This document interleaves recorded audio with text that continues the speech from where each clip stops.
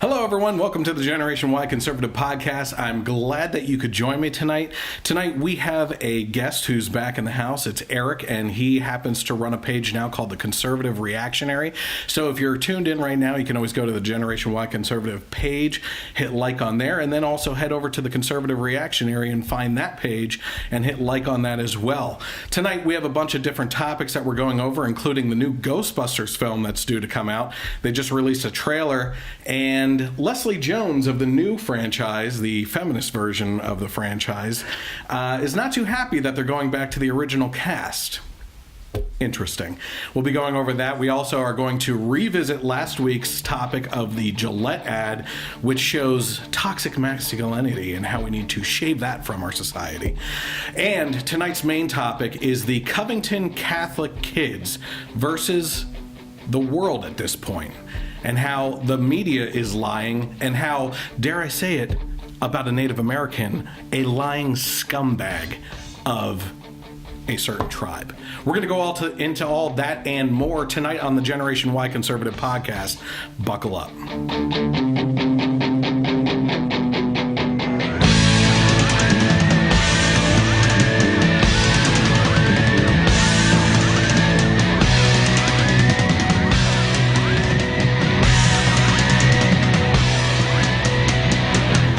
Thank everyone for joining us tonight on the Generation Y Conservative Podcast. If you're watching right now, you can always head over to the Generation Y Conservative fan page on Facebook, hit like, and then hit the get notification button so you know when we go live with content like the podcast.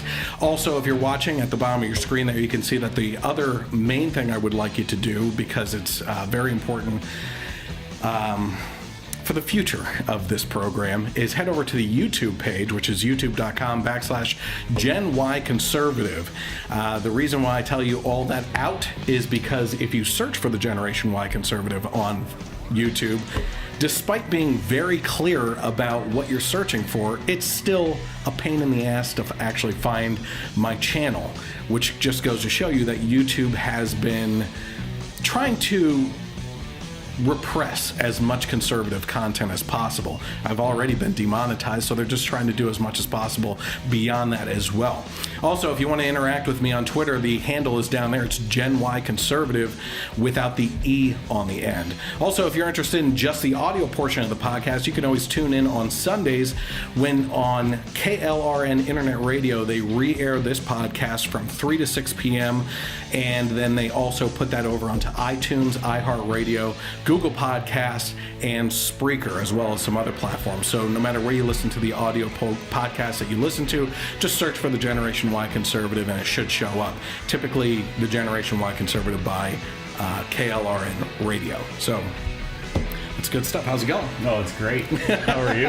I'm fired up. So it's going to be an interesting night. I like your opening video. Yeah. Made me want to bang my head off your desk a couple times, but, you know.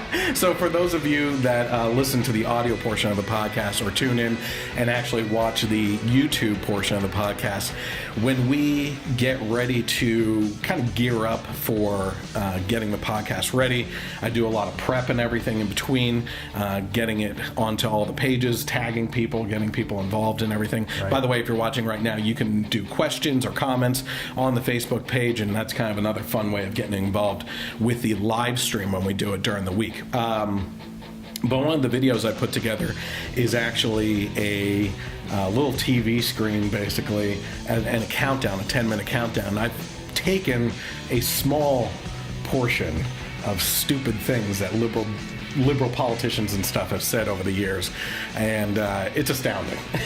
Yeah. It's absolutely astounding. Well, when you messaged me to ask me to come up and do this with you again, I was ecstatic, you know, and I thought the hour of my choosing has arrived, you know? So, well, the last time you were here, it was your first time basically doing this type of thing, and you, like most people I have on as guests and everything, were a little nervous because I think a lot of people think, how much do I have to get involved? How much do I have to prepare my own material and everything. And I don't have people do that because I pick out topics, I talk about them, you react to them. That's all I require of you. But you took it to another level then after you left and started up your page, right? Yes. Okay, so go ahead and talk about your page real quick. Well, it's kind of like you were talking about how the conservative voice is being systematically silenced, on YouTube, Facebook, all the social media platforms. And I thought to myself, you know what? Let's add to this. Let's try and come out with something that's good quality content with a little touch of humor, on the conservative side of the scale. Mm-hmm. And that's kind of what I did. So you're kind of an inspiration to me. By the way, it looks like your wife is tuned in, so she says hi. And nice. Sandy said, hello. Nice hat there. Eric is going to be in charge of the comments tonight. And I should have brought my cheaters. I'm like, oh my gosh. Yeah, it could be hard on there. I'll tune back into this page and everything to see comments when I can, but typically I'm looking at the articles and everything else that's kind of going on in the meantime. Sure. Okay, so let's jump into it tonight. The first thing that we're talking about is entertainment-wise. As I mentioned in the opening, Ghostbusters. Oh, I think I saw you're a fan of the originals, yes. Right? Yes. I think any gender is from the 80s and everything, Dan Aykroyd and all the rest of the cast, Bill Murray and everything. Yeah. Well, not to interrupt, but have you seen the Bill Murray stories on Netflix? No. Amazing. That's for a different topic, but go ahead. Yeah. Sorry to interrupt. No, that's okay. So we had Ghostbusters 1 and 2. People have been, since the 80s, looking for a sequel, right, to that with the original cast. Unfortunately, I think it was 2 years ago now, they did a reboot of it, and all-female cast. People were complaining. People called the people that were complaining snowflakes and saying it's going to be good. It's about the material, not the actors and everything. Right. Bull, first of all. When you're talking about Bill Murray, right, Yeah. and Alan Rickman and Dan Aykroyd, I mean, you don't replicate that. No. Okay. So you had that, and a lot of people, I think I was one of the people that was like, this sucks, but I'm going to give it a chance, right? I shouldn't have given it a chance. It was a steaming pile of feminist garbage. I'm glad my kids are in bed because they actually loved it. Really? Yeah. But the thing is, had they acknowledged the previous movies, They right? have. They've seen them, but I don't think. No. I'm talking about this movie, right? So the original actors, some of them showed up as cameos. I think like Bill Murray was a cab driver or something like that. It was a completely different universe. Yes, that they exactly. presented, and that And on top of that, it's like they almost try to present this message of it's not a feminist movie. It's just an all-female cast, right? But then they put Chris Hemsworth, who is a male of all males. He's Thor. Yes. Right? Into the movie, and they make him out to be this complete dummy who is a bumbling idiot and doesn't know what he's doing. And is kind of feminine, right? And it's like, come on, guys. Come on, man. Yeah. No, it's crap. So what happens within the last couple weeks, and I think you probably saw me post it. Yes. There was a teaser trailer, yes. which gets people excited, right? And you're slowly zooming in. You go into a barn in the middle of nowhere, not New York City like the other ones and everything. Yeah. And there's crazy stuff going on, right? I should have downloaded the classic music. Yeah, you know what I mean? Yeah. That's unmistakable. And they go in, and there's a vehicle under a tarp of some sort, and it's kind of flapping around. And then all of a sudden, it flies off, and it's the station wagon, right? What is that, a Studebaker or something like that? I don't even know what it is. Yeah, but you see, it's the Ghostbuster mobile, basically, right? Ecto 1. Right? And you get excited, and that's all they showed, right? And immediately, Leslie Jones, who was in the feminist version that just came out 2 years ago, jumped in and started hassling about the original actors being back and everything. So Leslie Jones puts out this tweet. So insulting, like F us. We sick. Didn't count. It's like something Trump would do. Oh, she had to throw Trump in there. What does Trump have to do with it? Nothing. And then she put Trump voice, gonna redo Ghostbusters. Better than with men will be huge. Those women ain't Ghostbusters. So annoying. Such a dick move, and I don't give an F. I'm saying something. Okay. Let me get this straight. Right? She's upset that there's a sequel coming to the original movies that set the standard that don't include her and her cast, that was in a reboot that really didn't acknowledge the first original movies either. Right. So she's upset that they're not being acknowledged when her universe movie didn't acknowledge what set the standard. Sounds to me like her royalties are running out or something. Yeah, you know what I mean? What royalties? that's probably the problem right there, right? So she went on, and this came out a couple days later, so I like to gather these things up. Let's see here. She said... this is another tweet. It's very sad that this is the response I get when the point is they make this new one with all men and it does well, which it will. It might feel that boys are better. It makes my heart drop. Maybe I could have used different words, but I'm allowed to have feelings just like them. So here's a little bit more information for you. The original guys are back, but they're going to be mentors to a group of 4 teens. Guess what? 2 boys, 2 girls. So it's like they're being equal on the gender issue, maybe a little bit and everything, including actors that people actually want to see. Leslie Jones, no one liked your podcast, your movie and everything, and it's just it's coming back to bite her in the butt. Yes. You know. So I guess you have family involved in the conservative reactionary. Yes, right? My cousin Brad is probably the one commenting right now. yeah, exactly. So Alan Rickman did. I'm sorry, Harold Ramis. That's who I meant. Yeah, wasn't Rickman a director? Or something? Rickman is Hans Gruber from Die Hard. He's the one that got thrown off the building at the end or fell off. Yeah. And then he said Leslie who? Exactly. Yeah. So the director actually got involved too, Fahey, and he said, let me see if I can find this, because it is in here. All right, it says the new film subsequently abandons the continuity seen in the 2016 film, which featured Murray, Aykroyd, and Hudson in cameo roles unrelated to their past characters. Fahey compared the film to Hillary Clinton's presidential campaign, saying both were, quote, caught in the exact same vortex. The controversial move to replace the male team with a female team ignited these passions that were already around because Trump was stirring them up, Fahey told The Telegraph in September. I think these guys felt they were losing control.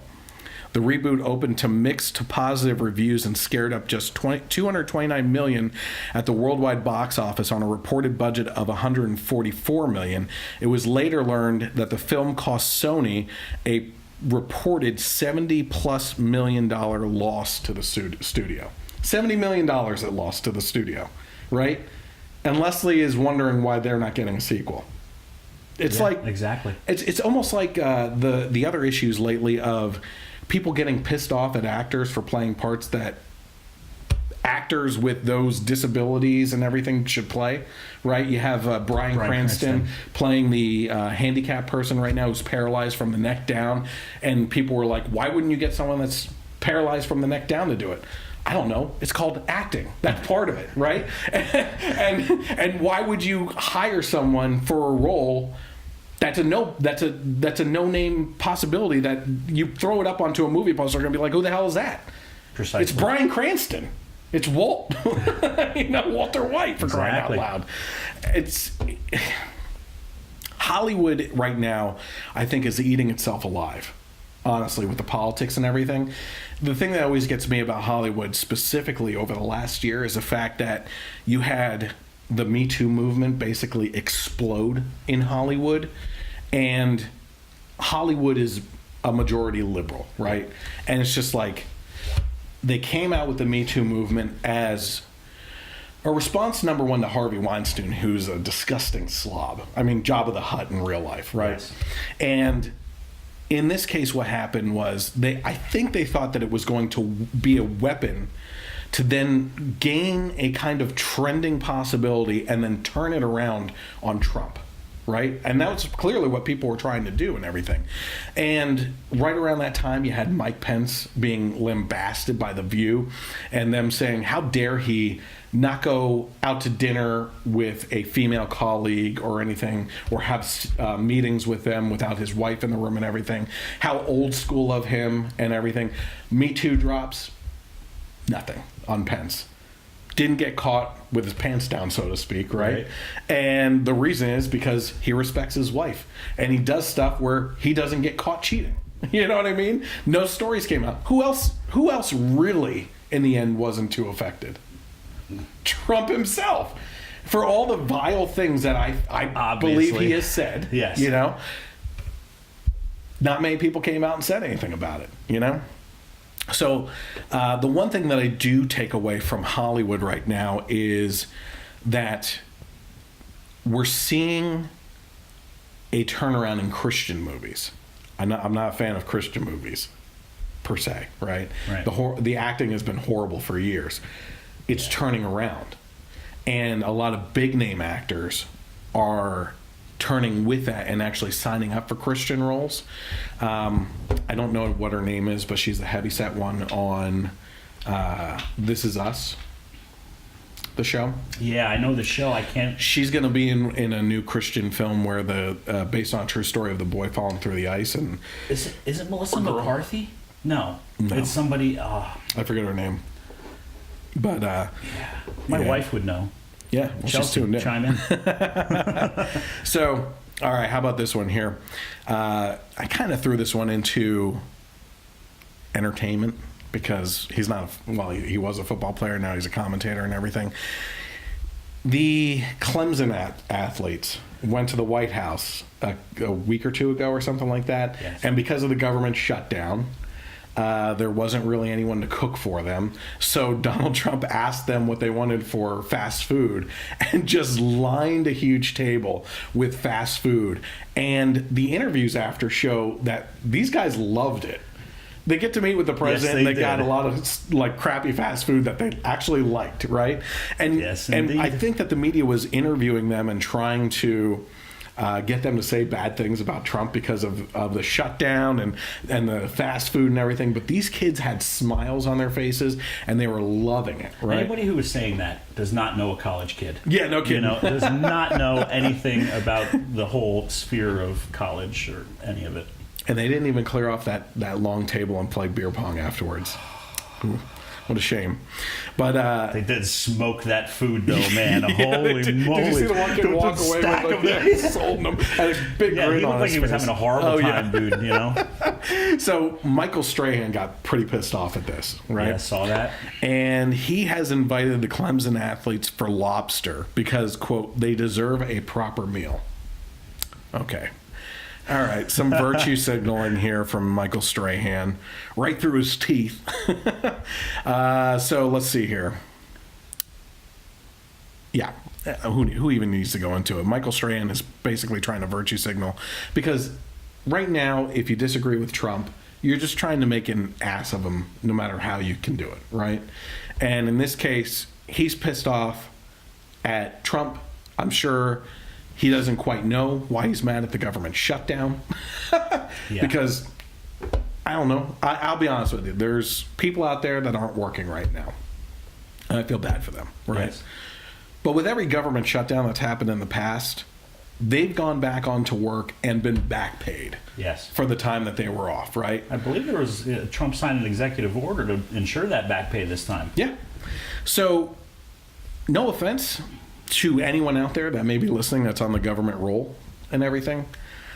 I wake up, I go to bed, I don't notice any difference right now. I guess the national parks and monuments and stuff are taking a hit, but to be honest with you, I wonder how much of that is actually people doing it on purpose to make a point. Sure. Because let's be honest. We're going to go into our main topic tonight of this whole Covington situation and see that people are just making stuff up to push an agenda, you know? So that's Michael Strahan for you. Anything else on him? You should take a look at that one. From the conservative reaction. The conservative reactionary put, when Strahan made the offer, I thought rather he'd offer them Campbell's Chunky Soups. I guess we don't have McNabb doing that anymore. Is that, I don't see commercials anymore because I don't have cable. Yeah, so. I know. I cut the cord long ago. Yeah. I mean, yeah. Is he the new spokesperson? I've seen him in Chunky Soup commercials. Okay. He keeps his mouth closed and just puts a spoon right in there. How about this? According to CNBC, Elon Musk is saying, I'm about to announce a Neuralink product that connects your brain to computers. Elon Musk says he will soon announce a Neuralink product that can make anyone superhuman by connecting their brains to a computer. He also says that the Neuralink increases the data rate between the brain and computers and will give humans a better shot at competing with AI. Musk made the comments before he smoked weed and drank on Joe Rogan's podcast. Well, that makes so this is sense. a little bit older because let me see when this was. September of last year. They've been reposting articles. I've noticed that all too. the time. But if you don't know, Elon Musk is actually pretty outspoken on AI, yes. and has made it a point to say that one of the reasons he wants to get voyages basically to Mars is to get away from the AI situation here when things go to crap, you know? So it's a very scary prospect, AI. Yeah. It really, really is. But his whole idea of the Neuralink, that's kind of scary, isn't it? I mean, that's way scary. Yeah, it's going to be. Why? I see the purposes of it. There's so many cool things that are coming in technology. I heard of a place, I think it's in Texas, where it's a warehouse that they converted into a virtual reality center. And they basically put VR gear on you with a backpack, right? And it's a Star Wars virtual reality warehouse. Okay. So what they do is they set up all these walls and everything, and in the game they use those walls as objects in the game, right? So if you're like running around, you want to dive behind a rock or something like that, you can do that, and there's something there. So with the goggles on, you're feeling that something right there, right? And you go through this whole battle or something like that, and you have stormtroopers shooting at you, and like you're actually feeling stuff. And that is the future. I think they said that the tickets for that were like something like $40 a person. I would gladly pay that. Yeah, I would. They said it was like a half-hour experience. It's not that much more than $1 a minute. No. I would totally do that. I would too. That would be better than seeing any movie, I think. Considering how big of a Star Wars fan I am. Oh, I'm huge too. Yeah, totally do that. Okay. So that is Elon Musk. Let's see what we got here. Oh, okay. So what we're going to do now is actually revisit the topic of last week, which I thought was a big topic. And the reason why I'm doing this is because a lot of people reacted to the Gillette ad because it's basically an ad. Did you watch the ad? The Gillette ad? Yeah. No, I just heard about it. I have not seen the ad. Okay, so you'll be able to watch it when I play it here. I'm going to replay it for those that haven't seen it. You can go back to last week's podcast and watch for what we said about it then. But I actually had a few friends that lean conservative that posted about it and said, why are people on my side being snowflakes about this, right? And I'm like, hold on a second here. Wait a minute. All right. No. The way that this commercial is, and we'll play it first, but then we'll get into it. I believe that there's a difference between pointing out the flaws in the logic of generalizing a population of people, a large population of people, right? And being upset and crying and protesting and needing safe spaces and stuff like that. I believe that there's a difference. When you can point out poison in our culture, I don't think that's being a snowflake. Okay. I guess they would say that the reason why they need safe spaces is because of poison in our culture, right? But when you're generalizing a stereotype along a whole gender of people and making them all look bad when in fact it's a small percentage, I personally think that there's a big problem with that. And I think it leads to challenges in the future for how we raise our kids, how they react to things, right? How they stand up for themselves. Certainly. And everything. So before we go into breaking that down and everything, let's take another look at the actual ad itself, okay? Bullying. The Me Too movement against sexual harassment. Masculinity. Is this the best a man can get?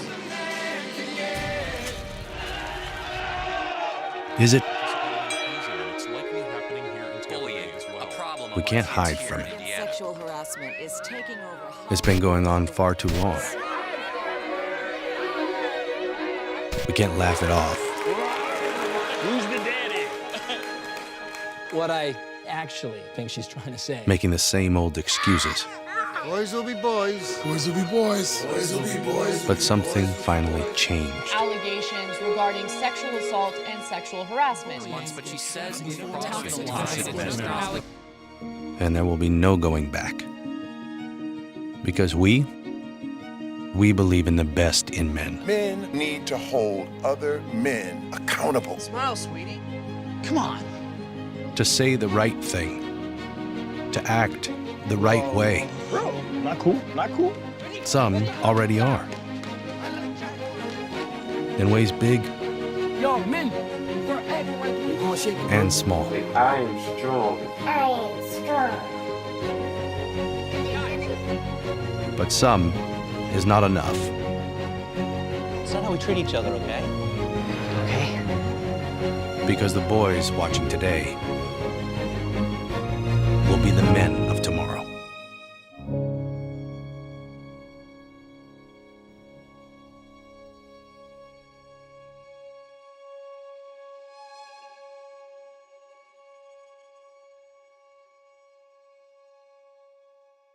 Since you were not here last week, you got to see it for the first time.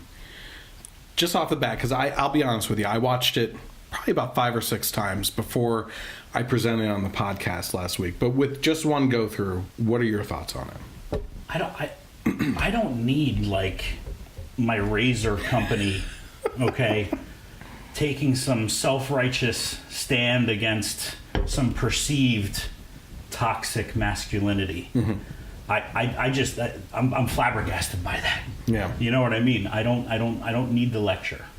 Right. Yeah. Yeah. How about before we go to what some other people, media heads have said, you said that there were some comments popping up on the Gillette ad? Yeah. The ad itself. Mm-hmm. The reaction is that is a core action of leftist progressives. There is no sphere of life that is exempt from politicization. True. Yeah. I completely agree with that. And, he kind of said the same thing. I want to buy products without having some self-righteous company lecturing me. There you go. So before we go into what my response was in regards to people calling out people like me, talking about this, just talking about, I mean, that's what this is. You know, the podcast and people with their radio shows and everything, they're talking about society and culture and things like that and the effects of it, right?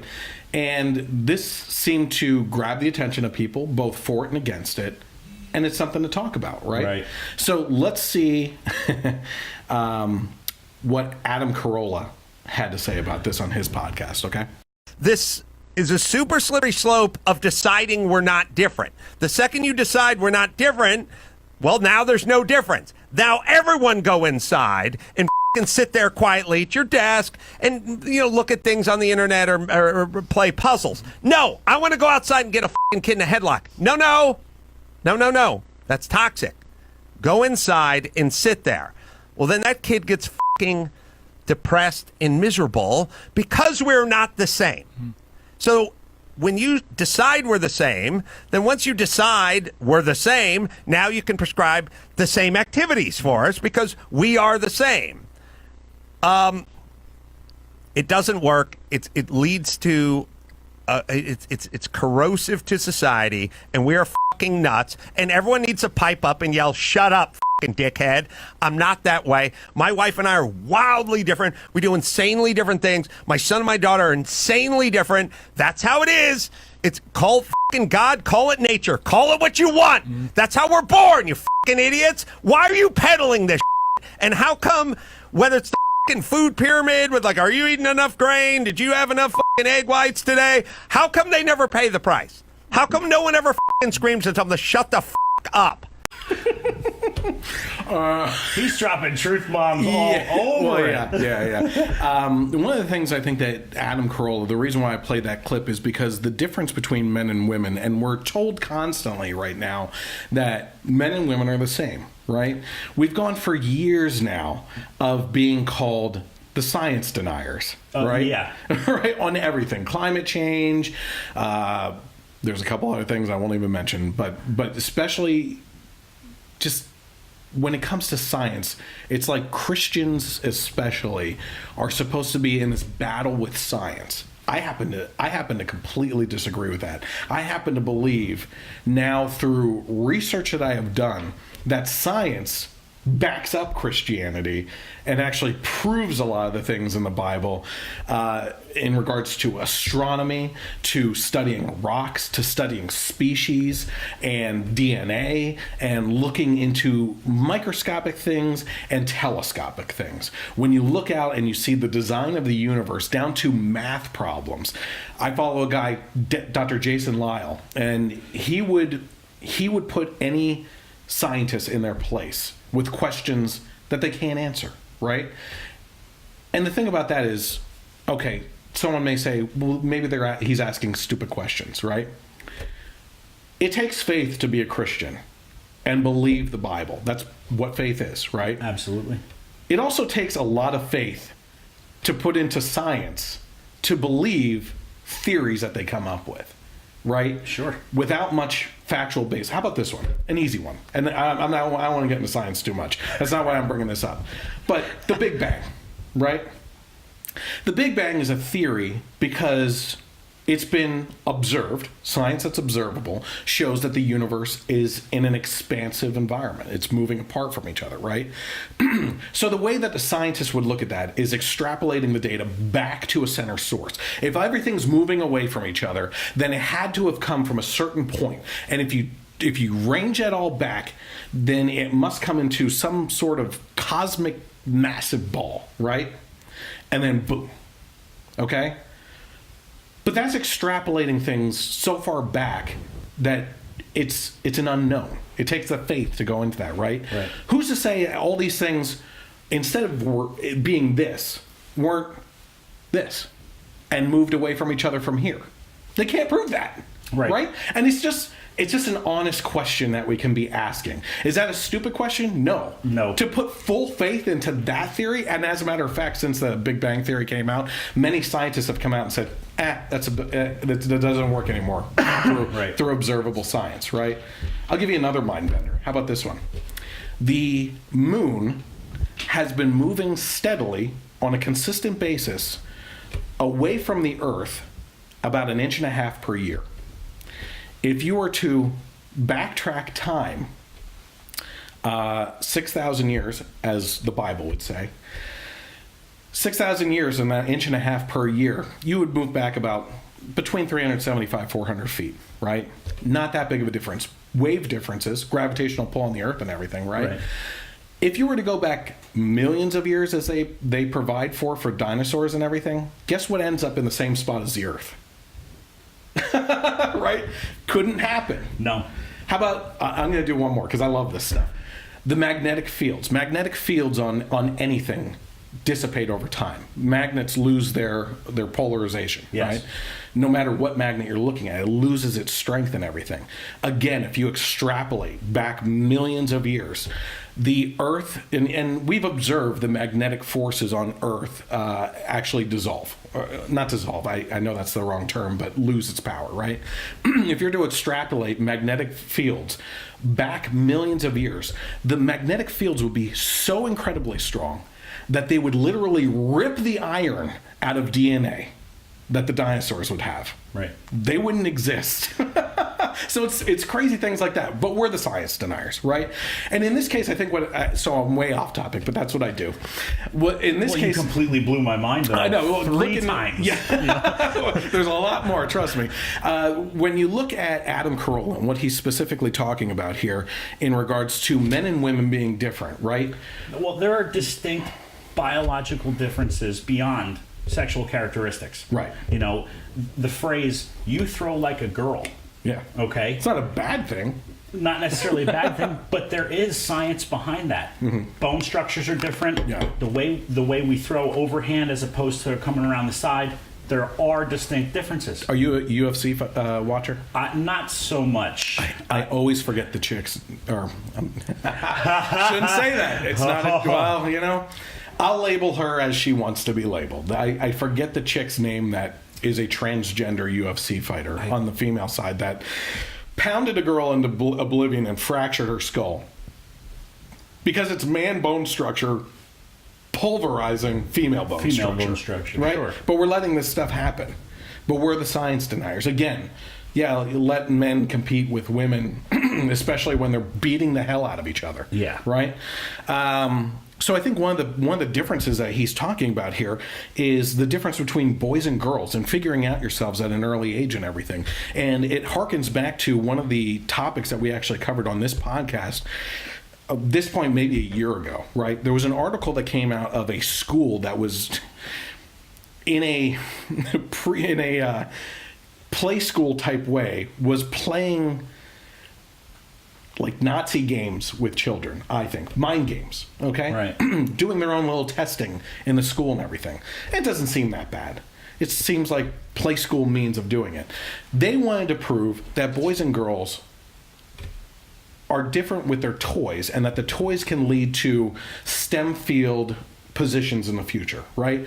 When boys play with Legos, they're building structures, they're building things, and they're using a portion of their mind that helps with structural building things, and that type of play leads to STEM field type jobs and positions in the future, where they obviously make more money. So-called gender gap in pay and everything, which has been disproven multiple times. Yeah, that's a bunch of BS. Yeah, and what else are they trying to do? They're trying, this society, this culture is trying to get rid of this, quote, toxic masculinity and everything, and feminize boys, right? They need to be more sensitive. It's okay to see a man cry and everything, unless, of course, it's Brett Kavanaugh. In this case, why would you want someone like that? He's obviously lying when he's crying. Go figure, right? Mm-hmm. So what they did in this case was this school was playing nature or nurture at the same time, and they were giving the Legos to the girls, the Barbies to the boys, and they weren't allowing these children to play with the toys that they wanted to play with, because they were trying to mold these kids the way that they wanted to so that the girls could succeed. So not only were they, it would be completely different if they said, girls, here's some Legos for you too, right? But their way of equalizing things, as is the modern feminist movement, is to stop the progression of boys and insist on or prop up the progression of girls, and took the Legos away from the boys, said, no, you play with Barbies and you guys can get the Legos, but I want to play with Legos. Tough cookies. Go take a nap, kid. All right? We're focusing on girls' futures here and everything. What? You know? Unbelievable.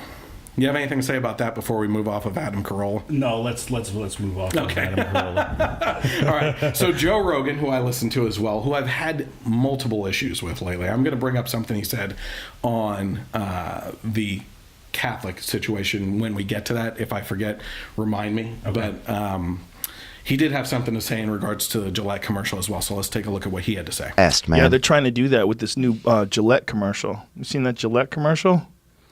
I heard about it, though. You can shave your buddy or something. No. All these guys are really mad because it's like an anti-masculine Gillette commercial. It makes like every man look like a misogynist piece of shit. It's such a disturbing commercial. It's like over and over again, men doing douchey shit. Like, hey, bro, aren't you selling razors? Yeah. Like, what are you doing? You changing the world with your shitty an advertiser-based philosophy? What are you doing? Like, what are you doing? Who greenlit this? I know. If I was at Gillette, I'd be like, yo, guys, people get hair, they want to shave it. It's not that complicated. You're not going to fix. Imagine if you're a sexist, rapist piece of shit, and you see that Gillette commercial, like, damn, I got to switch my game up. yeah. I've been too much of a dick. Like, does anybody think that Gillette commercials are somehow or another in any way, shape, or form going to affect culture? It's bad. You're selling razors. It's bad, That's bro. it. It's just a razor. I'd rather braid my face hair than buy Gillette again. Nobody wants to be lectured to. We're tired of that. So sick of that. Stop it. You don't have your shit together. Nobody has their shit together. And you telling people how to get their shit together in a fucking razor blade ad. Yeah. Yeah, don't be racist. We know. Yeah, don't be a sexist. Yeah, we know. Most people aren't. Yeah. This, like, you got it. Like most people are. The video's like most people are. It's not most people are. It's crazy. That's a disproportionate amount of people that are. In that clip with Joe Rogan, he's talking about how you're a razor company. Do your job. What are you virtue signaling to us for, right? Exactly. You sell razors. Nobody cares your opinion. Same thing with sports athletes, things like that. They're shouting from their echo chambers, and it's like you have no concept of what the average Joe cares about, thinks about, wants, needs. Sell your razors. Now, That's here's it. something interesting, though, where I will concede a little bit of ground, a lot of ground, because I believe that this is wrong, okay? Someone in the post I got involved with where the guy was on our side talking about how people like me are being snowflakes on this commercial thing, a woman said, one of the main issues I have is why is it that women have to pay more for a pink razor than guys do have for the same razor for men, right? Right. I don't have an answer for that. Yeah, neither do I. Right?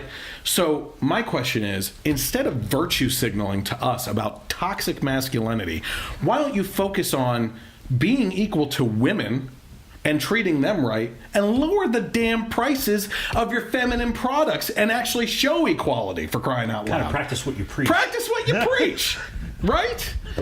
Like, I don't want to see women pay more for the same product. And she even mentioned, she's like, that's why I buy men's razors. That's why I buy, unless it has a certain smell to it, like a body lotion, shampoo, or something like that, or body soap, right?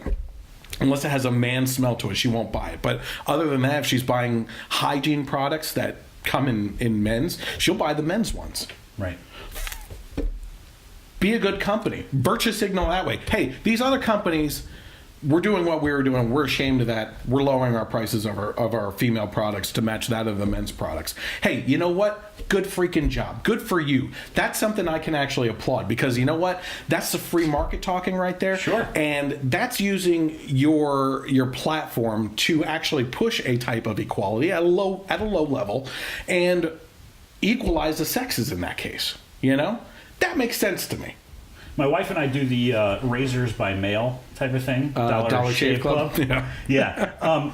We don't differentiate between male and I don't even know if they have a lot of female product lines. Okay.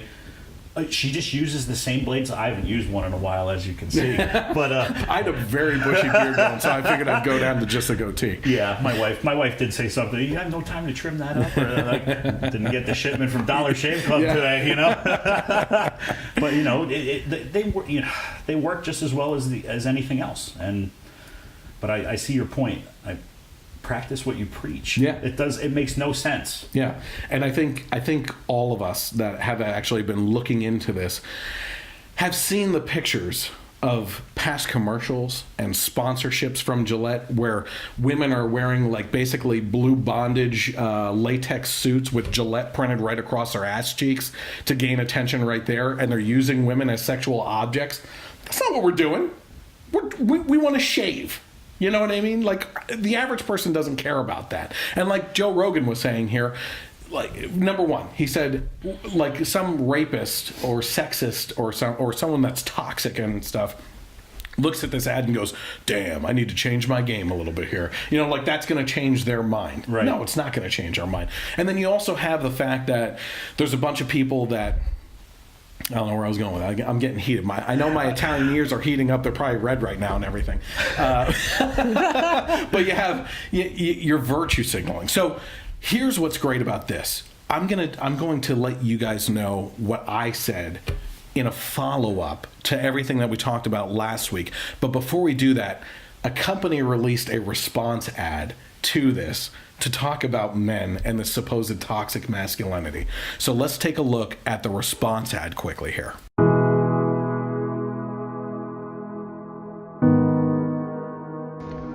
What is a man?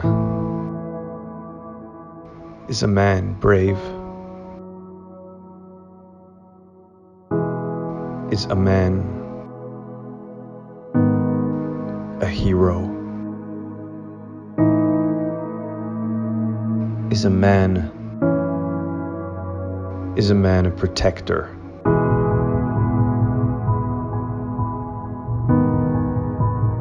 Is a man vulnerable?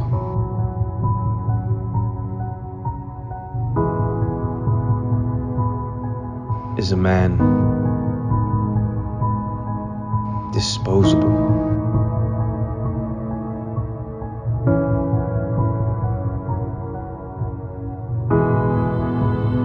Is a man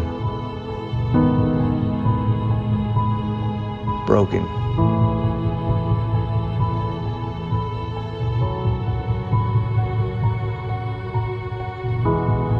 Is a man trying?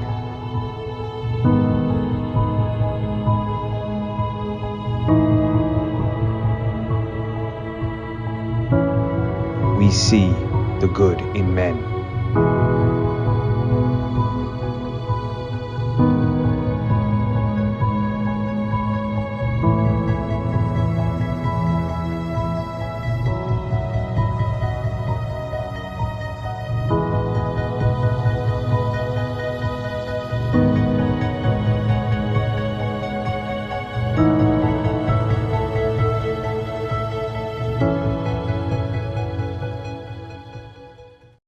Good ad.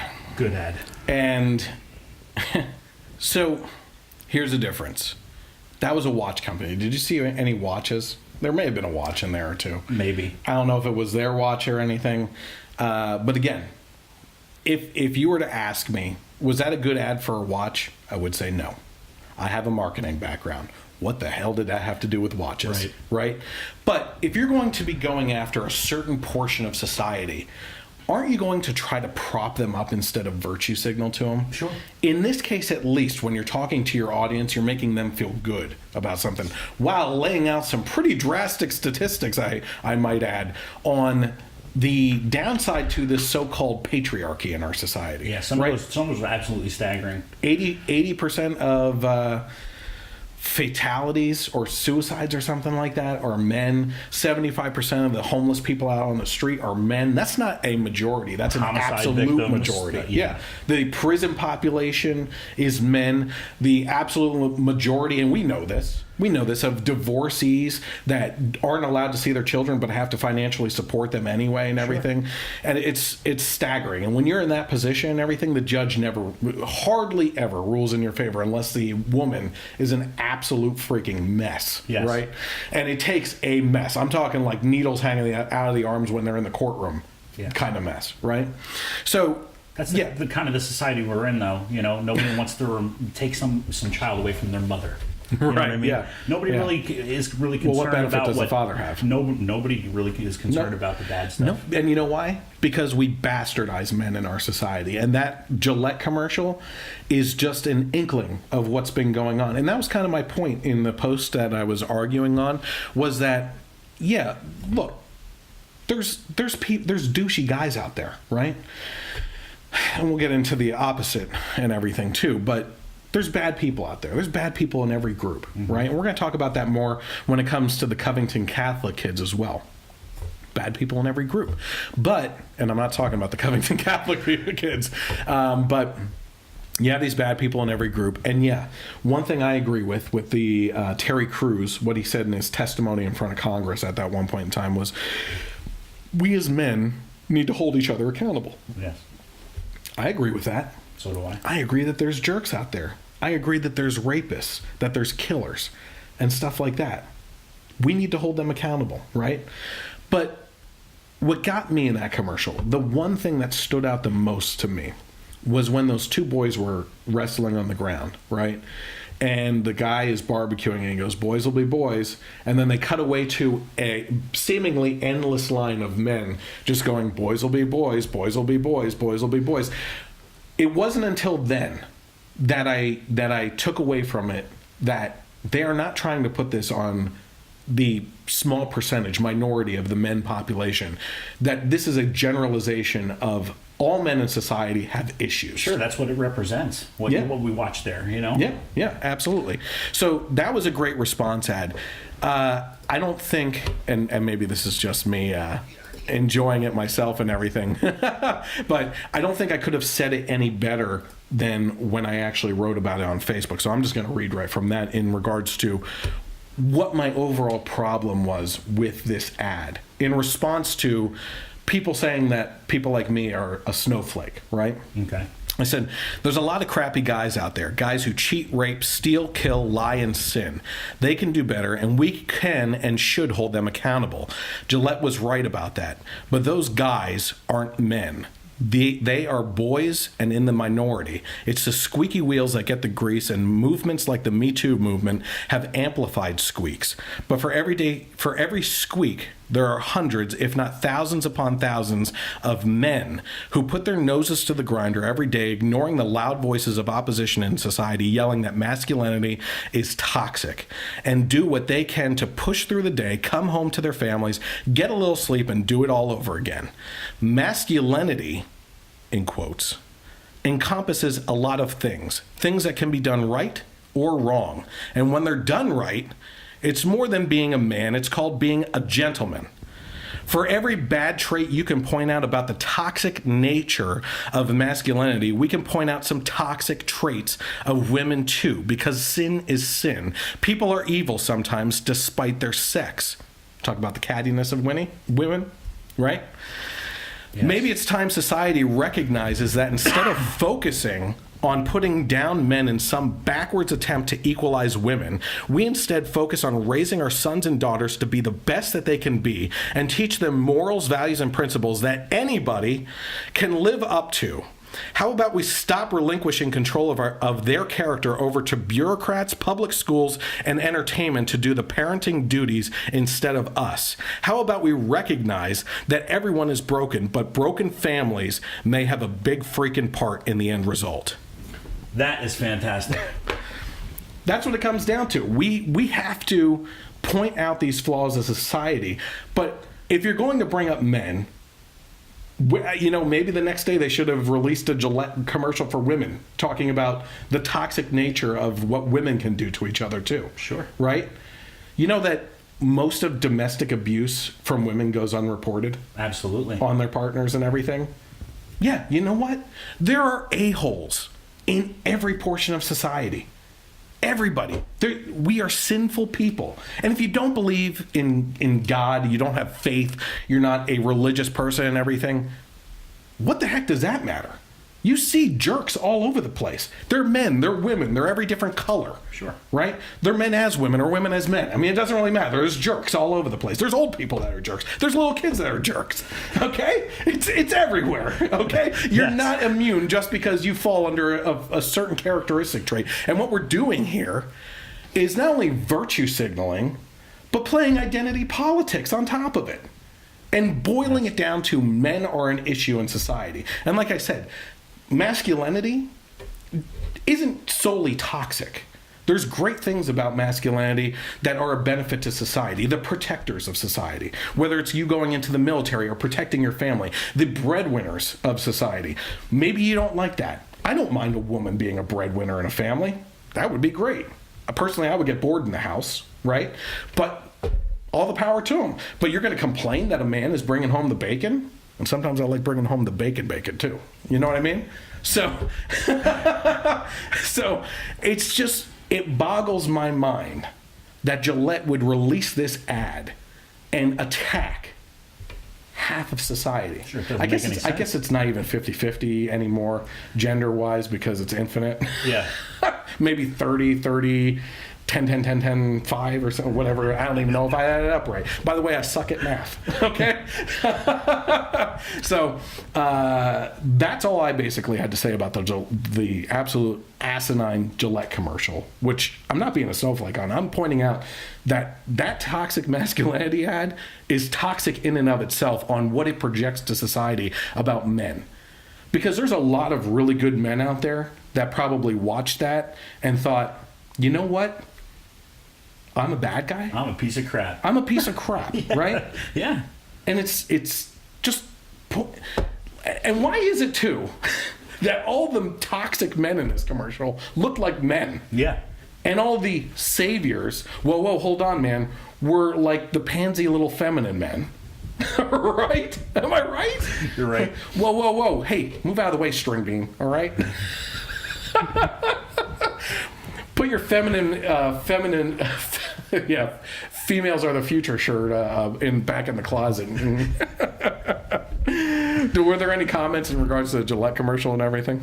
No, not really. The when we were talking about the dichotomy and the cost between the Yes. razors, Yeah. Brad actually disagreed. He says, Okay. I disagree. No one forces anyone to buy anything. Mm-hmm. If you think the product is too expensive, don't buy it. That caught my eye while we were talking about it, and I couldn't, Yeah. While I agree with that, with the free market principles in play and everything, that is why that female chose to buy men's products instead. But what I'm trying to say is, I agree. Free market principles, charge whatever you want. If you have a monopoly on a certain product or service in the industry and everything, you are allowed to charge whatever the heck you want. I don't care. I celebrate being able to charge things. Now, it gets a little douchey when you're talking about life-saving things like the EpiPen. Yeah, that was douchey, all right? Because you're talking about saving people's lives. I get that. There's a line. There is a line. But if we're talking about this, and not only talking about the cost difference between men and women's products, but also tying that into the virtue signaling, which is really where this comes into play, then what I'm trying to say is, listen, if you want a virtue signal, equalize the prices too, right? Yep. Because at least you're not being a hypocrite out there. Yeah.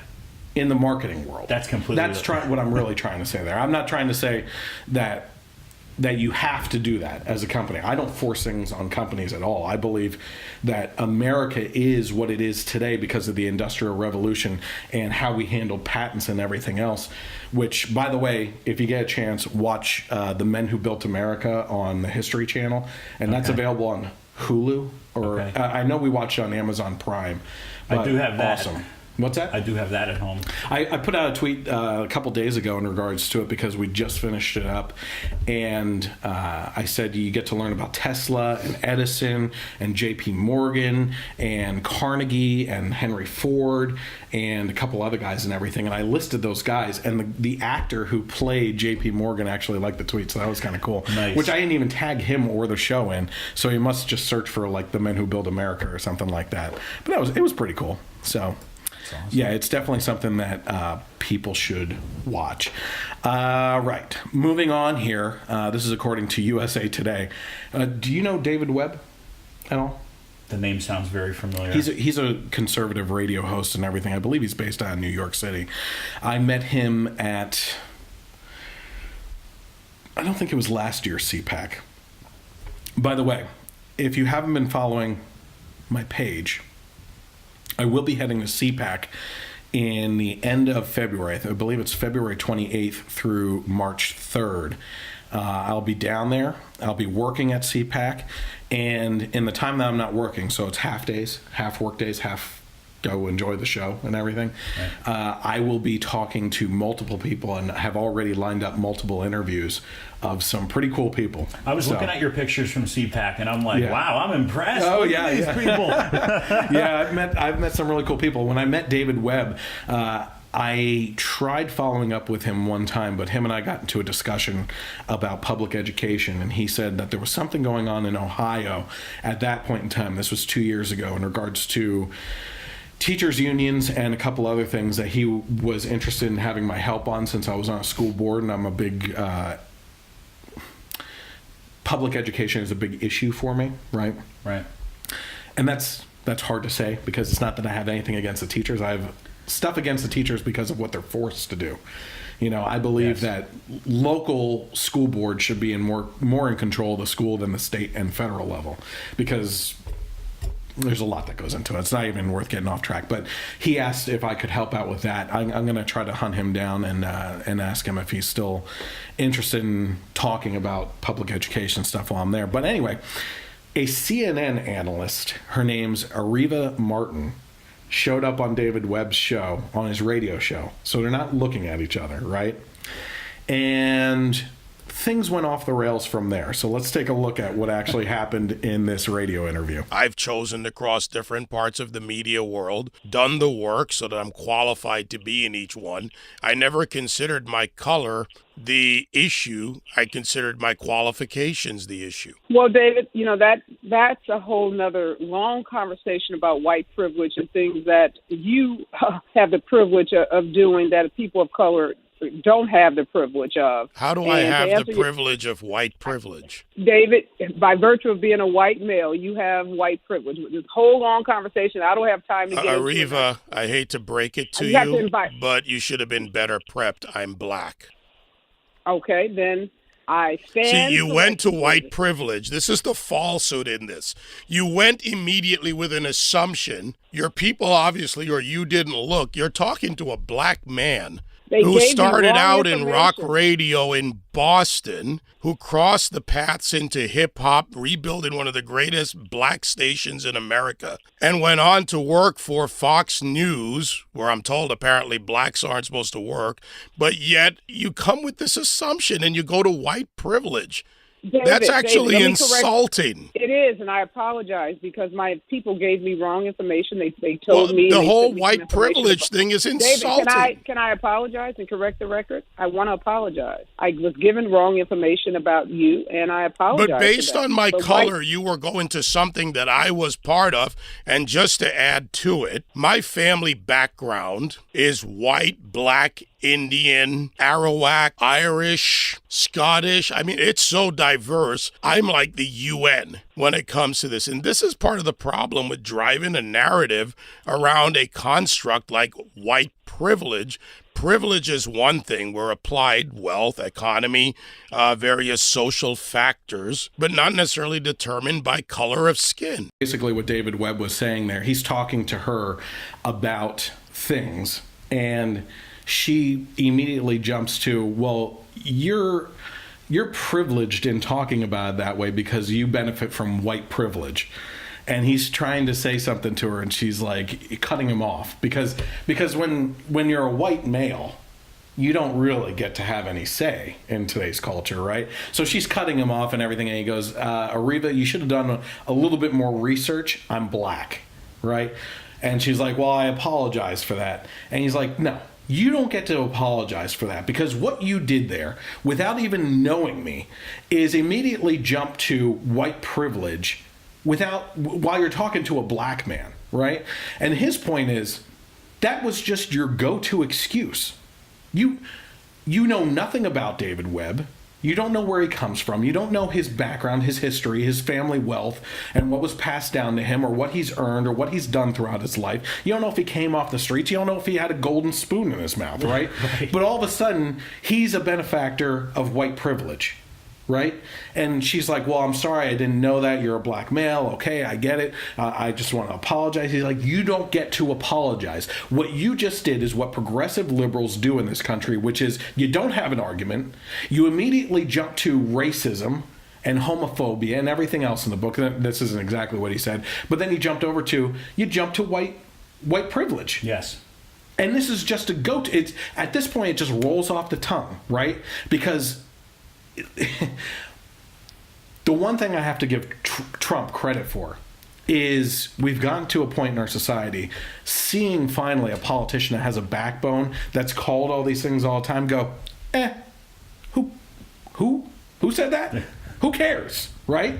And it's like, you have to, at this point, know that when you're getting into a discussion with a liberal and they throw Now, if you're racist, if you say something racist or sexist or homophobic or something like that, and they say that to you, you kind of deserve it, right? Right. But if you're talking about policies, like build the wall, and they call you a racist, and you say, hey, listen, let's talk about the crime that comes over. Let's talk about the sex trade industry. Let's talk about the cartels and how they treat people, getting them over here and raping the women and children and rape trees on the border, right? Let's talk about the drug trade that comes over here. Let's talk about how 400,000 a year come across the border that are illegal and come into our system, and we have to raise taxes to benefit through welfare programs and educational programs and everything to pay for those people on the taxpayer's dime, and we're not tracking them, and they're not contributing because they're not tracked. They're not paying into the system that they're benefiting from. Right. You start talking about all that, and they call you a racist. It's like, what, were you listening? It has nothing to do. You could be a German guy that came down through the border, through Mexico, and came up and everything, and came in illegally. It's illegal. They're attacking the straw man. Exactly, and that's my point. It's which always is a straw man argument with the left. And what it comes down to is the fact that they don't have arguments. Really, they don't. I love talking to intelligent liberals that actually have points. I'll talk to them all day, as long as they're respectful. Because I can understand where they're coming from, especially ones that have facts that line up with what they say, and they're not judging things or reacting to things emotionally, right? Right. That's easier to talk to because I can present facts, and then we can sit there and go, okay, let's analyze this. Where were the sources from? And actually figure this out. Because that's kind of what our society is based on, right? Yes. Different ideologies, different political opinions, different religious opinions coming together and trying to make the society work.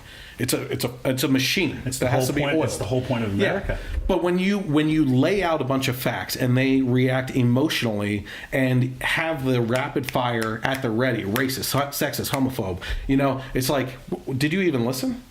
Because I knew getting into this conversation with you would lead to you saying that. Sure. I was just hoping maybe you'd show some semblance of intelligence. But now I realize that you don't have the proper tool, i.e. the brain, to actually have an intelligent conversation with me. Right. If you're just going to jump to conclusions like that. Now, obviously, I'm white. You're white. Okay, I think. I mean, I got some soul. You got, okay.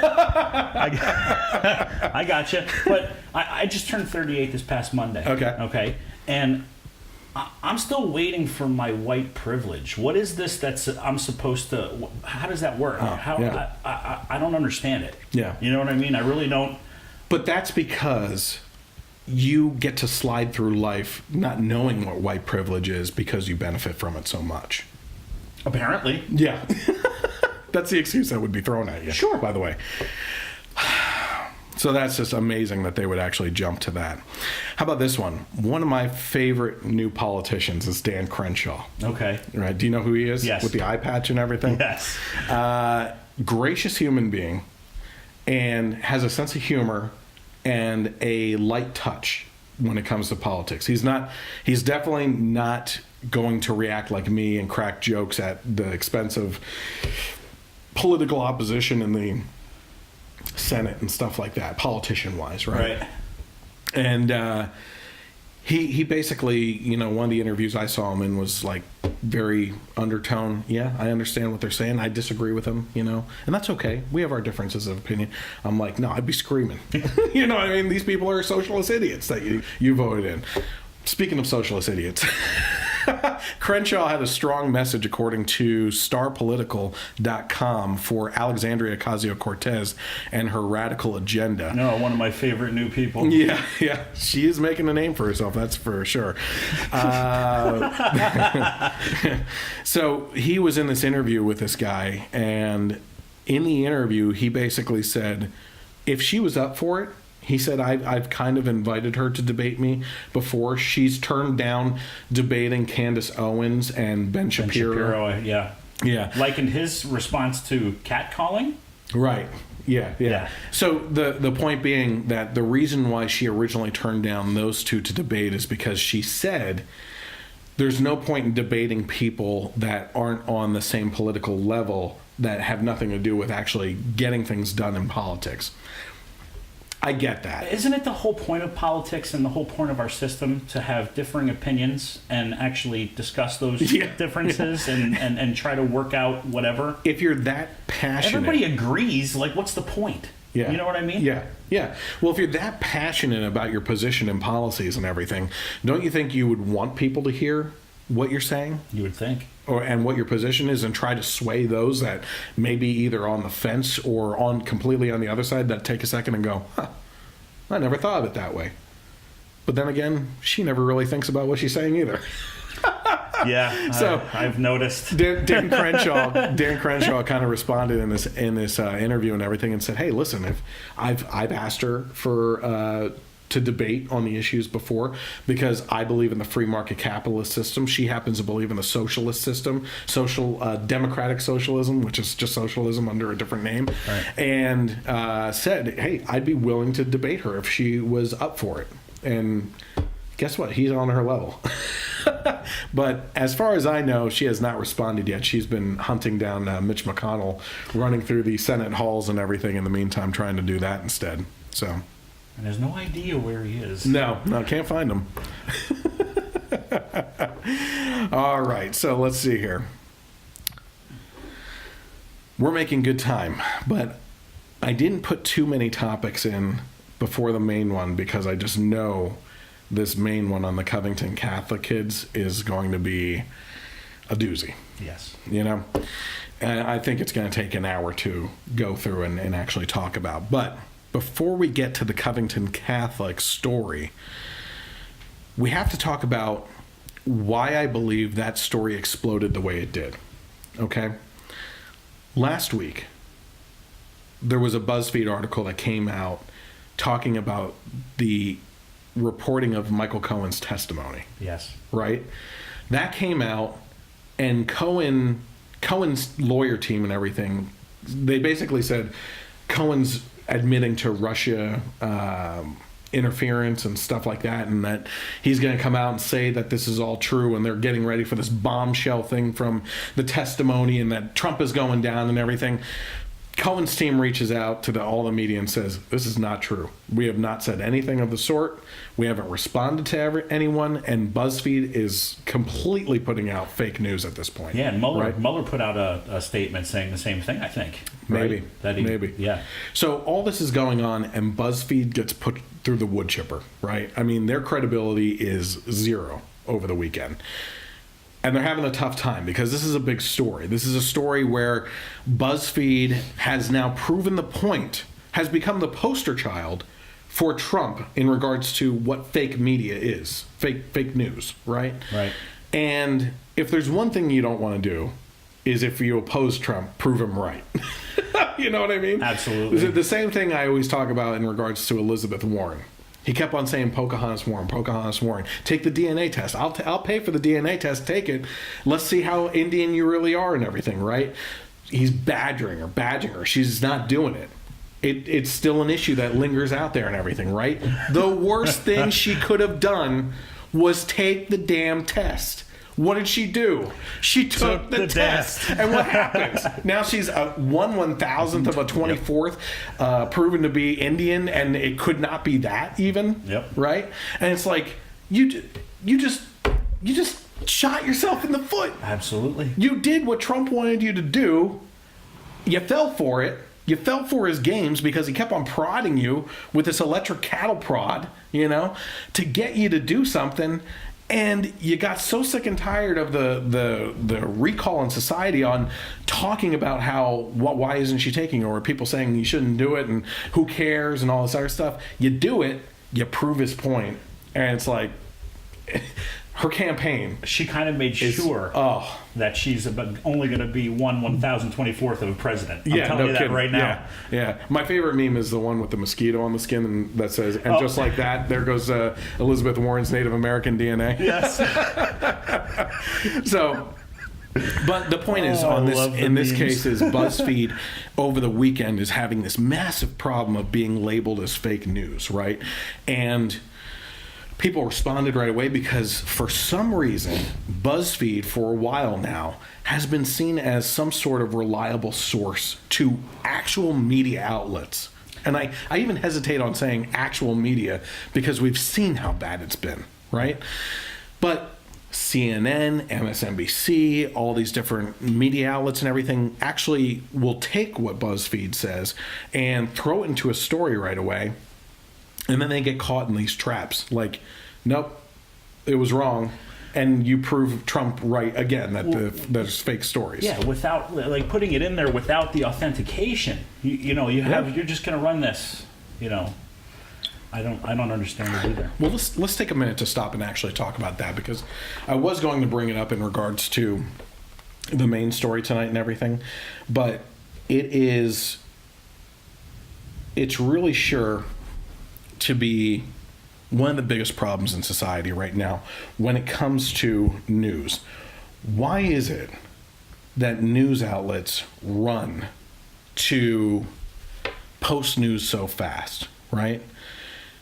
And it has a lot to do with the instant gratification culture that we currently have, right? We used to have to get our news in the morning, possibly during the noon, like you'd get a couple headline stories, right? And then you had the evening news, right? Dan Rather. And you had all these people. Everybody's fighting to break the story. Yes, and we've gone from that to post 9/11 being on a 24-hour news cycle, and instead of having news programs on a channel, we've gone to channels that are news programs. Sure. Right? Where it's a 24-hour cycle, they have to come up with content and everything. And when you go from getting your news on a twice daily cycle, hey, what happened? Morning news was, here's what happened since yesterday. Here's what may have happened overnight. The nightly news cycle is, hey, here's what happened since this morning, right? So you're covering those 12-hour periods of time, right? And your daily, noon show is probably a local broadcast talking about local stories and the weather, right? Which I can't seem to get right in Pennsylvania right now. You got that right. So you had these types of things, and then you move from newspapers and that type of news media to social media, right? Where news happens and you're instantly notified, right? If there's a school shooting or there's a major traffic jam or a tornado hits or a hurricane hits or some financial meltdown happens around the world, you are getting notifications immediately. Here's what's happening. Yep. Right? And because of that type of news culture, we have moved into a culture now, society, where if they don't jump on it right away, then they're going to be seen as posting it too late. And I think that's a horrible way of doing news for reasons we're going to see with this Covington Catholic story, but certainly because you didn't put the time in to research what was actually happening and come at it with facts. And the faster you respond, the more you're going to see news outlets come back and say, hey, we apologize, we got it wrong. Well, I don't want to be someone with a track record of being wrong. I want to be someone with a track record of doing great reporting and getting it right based on facts or statistics or interviews with people who were there and everything, right? Give it 24 hours. Give it 6 hours. You're big media organizations. You have the manpower to throw in every single direction for these big stories, Mm-hmm. Do your job. Don't just post to post. It's insane. You have anything to say about that type of media? It's just ridiculous. I mean, more often than not, that turns into completely fake news. Yeah, no kidding. And BuzzFeed is like the butt wipe of media outlets. I'm just sorry, I can't. Yeah. Well, BuzzFeed, this is what was really disturbing to me at one point in time. I don't know what media organization it was. I want to say Huffington Post or AOL, okay? A large percentage of BuzzFeed staffers moved into one of those news organizations to cover news. And I think they still had their ties to BuzzFeed to help out there too. That's dangerous. Yes, it is. Because BuzzFeed obviously has their agenda that they lean with, and post some other ridiculous things all the time too, like sex conversations on things that aren't even kind of important. You know what I mean? There was this one recently. What were they talking about? I forget what it was. I don't know. It doesn't matter. Anyway, we move from that. So what's happening over the weekend is BuzzFeed is in a tight position, getting blasted for putting out fake news, getting caught with it, and this is what their name is being dragged through the mud with, right? Something has to happen. Something has to take the attention off of it. And you couldn't have found a better story to do that with than something that would otherwise not be a story at all, right? This shouldn't have been a story at all, but it blew up to be what has been now days of being a major headlining story about what happened with the protesting of 3 different groups, which you're only hearing about 2. Yes. Down at the Lincoln National Memorial in Washington, D.C.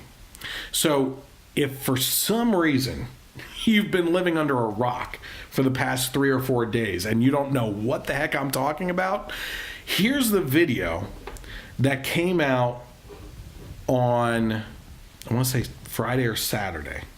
It was maybe Saturday morning. When was the Women's March?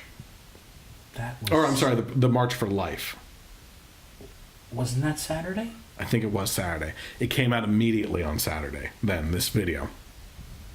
So if you don't know what I'm talking about, here's the video that was spread virally through all the major news outlets exactly as it was shown. So let's take a look at that first. I'm so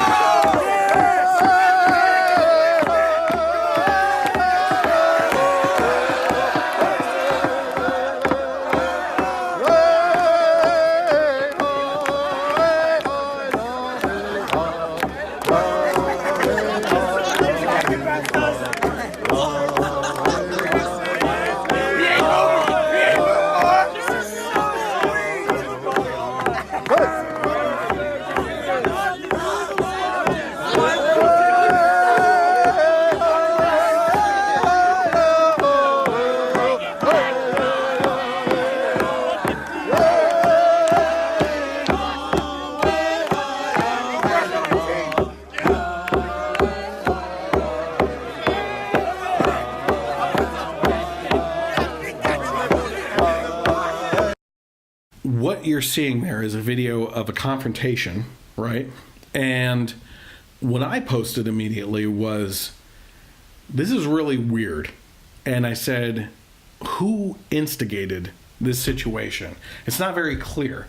And what I've grown accustomed to is the media absolutely lying and taking things out of context, right? Right. If you were to ask me, do these boys look like they're being disrespectful? I would have to say, yeah, there's a good possibility that they're being disrespectful, right? But it starts with them face to face. It doesn't start with one approaching the other in either direction. Sure, right? It's all in context. Yeah. It's all in what you see, how you look at it, and you don't see that. There's nothing before and there's nothing after, right? So we're led to believe through the video being spread virally that these Covington Catholic kids are mocking a Native American elder, right? And we're left with that, left hanging for a good 6 hours at least, right? But in the meantime, this goes crazy on the internet, okay? Before we get to that, you said that there were some comments and everything there. You're ignoring another change in journalism, though, and that's the change from objective reporting to activism. Mm-hmm. Going back to the 60s, aspiring journalists entering journalism programs in college no longer wanted to merely report, but to change the world. That's true. And so it's not about reporting facts, it's about advancing their agenda. Yeah. And to go along with that, not only is it activism, I think that there's been a real... First of all, it is activism. I'm not saying it's not activism, but it's commentary, right? And I think that there was a yearning, I guess you could say, or a desire for people to hear other people's opinions on the news, not just the news itself. Because people like, I think it was Dan Rather, he may have leaned one way or the other, but he stated the facts and that was it. Good night. You know what I mean? Like, he stated it, come up with your own opinion on it. I may lean one way or the other, but here's what happened.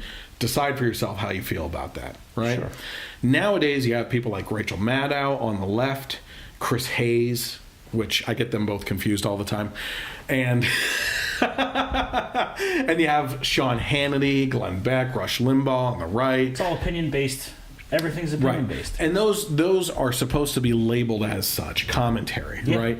And people are interested in their opinions because they break down, based on their ideology, what's going on with those news stories and what happens. Sure, and the way they present the opinion, it kind of draws you in, and you think, I agree with this person, or this person's full of shit. Or it makes you think. Yes. You know?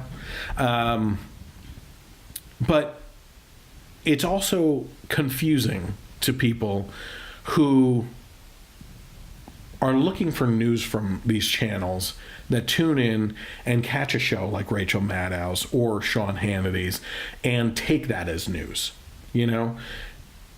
Because you're hearing an opinion. Right. And it's supposed to be heard as an opinion. You're supposed to take that opinion and work with it. It's like Play-Doh. You know what I mean? You're supposed to take that and say, does that fit with what I'm thinking? Do I agree with that? Or, hey, I don't agree with that, but it made me think. Or, that's back crap crazy. Yeah. You know what I mean? So it's supposed to make you think. And that's the point of opinion stuff. But we've gotten dumb as a culture. Right? Where people actually look at that and go, that's what the news said. You'll hear all these stories all the time. Well, that's what I saw on the news. What news? Rachel Maddow was talking about. Well, okay, you're viewing it through some very different lenses here in regards to how that was actually reported at the time. And I would say the same thing about Sean Hannity, right? Absolutely. I'm not sticking up for either one of them. I happen to think Rachel Maddow is an instigator and weaponizes the media against people. Absolutely. But I think Sean Hannity has done that in the past too. Yes, I've heard it too. I listen to Hannity on my way home on WAEB every day. Yeah. And I think the same thing. I'm like, yeah, you may be pushing the envelope there a little bit. How many times do I have to hear about story A, B, and C? I don't listen to them anymore. Yeah, because it's the same stuff. It is. It's the same stuff over and over. Even though it's a new program, he's talking about the same stuff we talked about yesterday and the day before and the year before and the year before. Yeah. And it kind of gets tired. The thing that I got sick of was right around the time that Trump got elected, he was praising Trump for things that he criticized Obama for. It was mirror, right? And I thought, and I think it was MSNBC or one of those shows, I think maybe even Bill Maher, that I saw the clip pop up on, and I watched it just to see what they were talking about, and it's pretty damning evidence. Yeah. You know what I mean? And I thought, that's pretty douchey, dude. Like you're clearly being a hypocrite. You know what I mean? I got way off course again. We're talking about these Catholic kids here. So I'm way off. I'm sorry, guys. And it's already a long topic as it is to go with here. Yeah, okay. So there's people commenting already. But let's see what happened after that story came out. So the headline of that, released with that video that we just watched, I'm way off topic. I'm so sorry. Because now I'm turning this crazy topic into something else. The headline for that article was, "The MAGA hat-wearing teens who taunted a Native American elder could be expelled." Right? And this whole story is written as a complete bias piece by this Julia Reinstein and Stephanie Baer from Buzzfeed. And once the full video, which is 2 hours, that came out. By the way, over the past 2 nights before this, I wanted to have this podcast on Monday night. Over the past 2 days, I have been sorting through 2 hours of video, articles, tweets from celebrities. This has been one of the most intense stories that I've ever had to cover. So we have a lot more to go yet here, because the breakdown of this will drive you absolutely backcrap crazy. Just before I came up here, I Googled. All I did was put Covington into the Google search bar. There must have been 6 full pages of all different kinds of opinions. One's from the left, one's from the right. Everybody thinks that they're correct. So no. So here's the thing. They go on this whole diatribe about how horrible these teenagers are. And after the evidence comes out to show otherwise, by the way, spoiler alert, the article has been updated in the sub-headline here, and it just says, update. A new video later emerged with more context about the incident, which was more confusing than the viral clips made it seem. That's the only update. Not these kids were innocent, not, hey, maybe there's more to this story and we're going to update with another story or anything. It's just no apology, none of that. Nothing, right? By the way, I find it interesting that we were talking about toxic masculinity with the Gillette ad. Where are the Gillette dads to come in here and break these two up and say, hey, get out of each other's faces? You know, like the one that pulled off the kid from the other one. You know what I mean? Where are the Gillette dads? Boys will be boys. Yeah, exactly. Native Americans will be Native Americans. Okay, so before we get to what actually happened with this, there was an instant outrage response from society and culture at large, right? A Democrat congressman called for the banning of MAGA hats after the March for Life confrontation. So this is exactly what he said here. Okay. I thought about wearing mine tonight. Representative John Yarmouth said, I'm calling for a total and complete shutdown of teenagers wearing MAGA hats until we can figure out what is going on. They seem to be poisoning young minds. Okay? The conduct we saw in this video is beyond appalling, but it didn't happen in a vacuum. This is a direct result of the racist hatred displayed daily by the President of the United States, who sadly, some mistake for a role model. So Trump was brought into this because of the MAGA hats, right?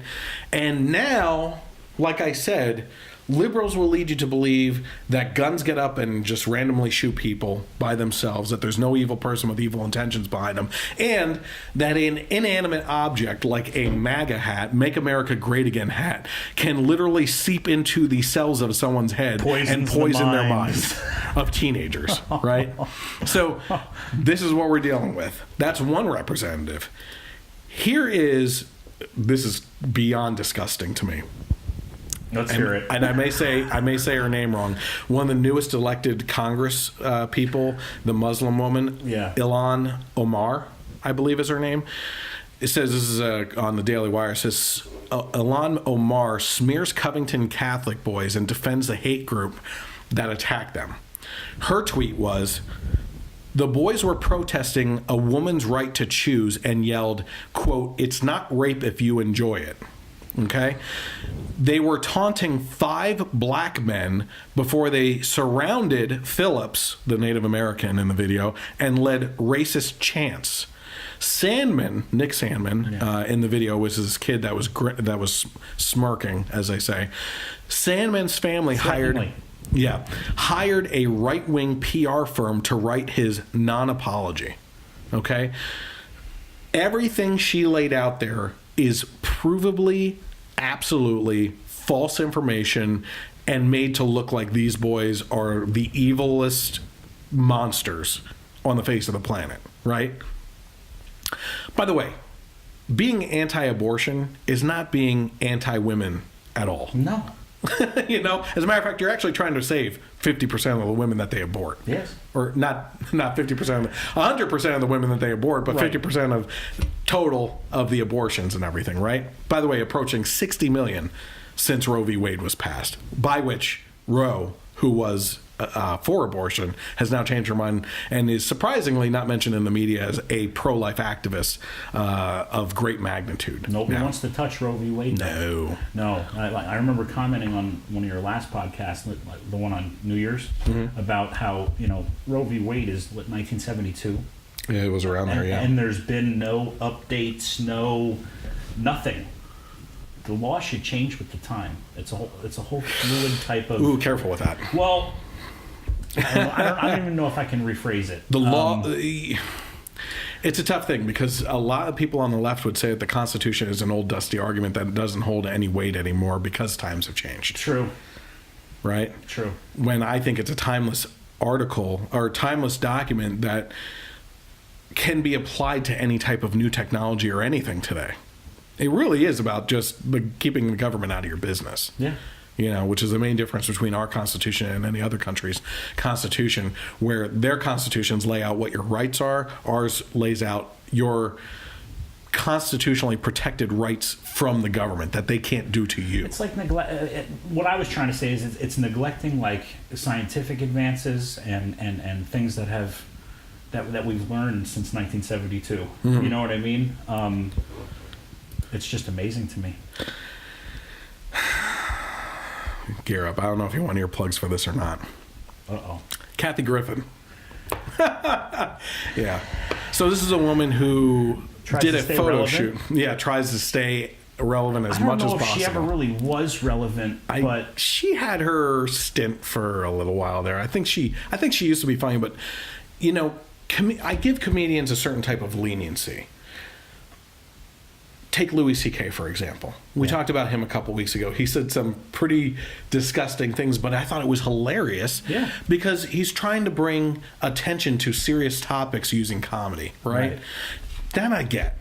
Like I believe that there's a certain amount of leniency that you allow for comedians to push the envelope on things to bring attention to certain topics. For instance, I was listening to Joe Rogan's podcast today, right? And a comedian was on at one point in time, this isn't a recent one or anything, that was talking about how he got pulled off of the stage at a college campus because he made a joke about gay black men, right? And his joke was, you can tell that being gay isn't a choice because there's black men. And no black man wakes up one day and says, hey, you know what? I have it easy. I'm also going to be gay as well. And that is a funny freaking joke because like he said, if you really read into it, that is progressive liberal joke because black people, especially black men, especially in a culture that labels men as toxic on top of it, right, have it rough. And then gays have it rough. So to be double that, you're getting blasted, right? So he got pulled off of stage for making that joke because the snowflakes in the audience couldn't handle it and thought it was insensitive. You're allowed to, as a comedian, push that type of borderline issue because it actually ended up bringing attention to the fact that he was using progressive ideology to push a joke. I thought it was hilarious. You know, Louis C.K. went really overboard with his Parkland school students talking in front of Congress and everything. But he brought up the point of why are we as adults with life experience listening to kids testify in front of Congress? What the hell do they have to say besides the fact that they were there? That's it. And as I mentioned on the podcast, I'm a cancer survivor. You're not going to see me going into a doctor's office and telling a doctor how to treat the patient just because I had cancer. Right. You know? Being somewhere and experiencing something doesn't make you a professional or expert on a certain topic.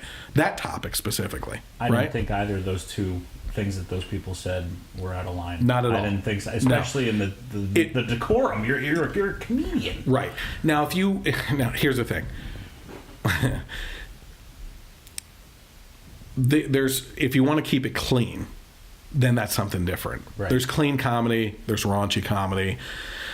I should be better at what I listen to and everything. And to be very honest with you, there is something to be said that if I were to curse on my podcast myself, that I would probably have more of a following than I do.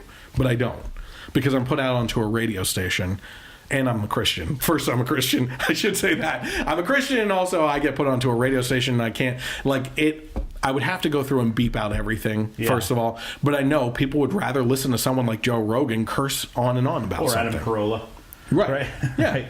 But he gets away with it because they're kind of the godfathers of the podcast situation. They don't really care about that kind of thing. Right. Whatever. I'm okay with it. Anyway, we're getting back to Kathy Griffin here, who's a piece of scum. Yeah. She's the one who, I don't know if it was last year or the year before, did a photo shoot with a decapitated head of Donald Trump, all bloody and everything. It was a mask of him and everything, but she was doing a photo shoot, and she tried to pass this off as comedy, which I believe is the abuse of that line that I set for comedians, right? Which is you have leniency to use comedy to push issues and make it relevant and have people think about things, but when you do something that's blatantly out of hate, and you say, whoa, I'm a comedian, I get to do that type of thing. No. You're abusing your power of the soapbox that you get on for comedy to push issues of hate.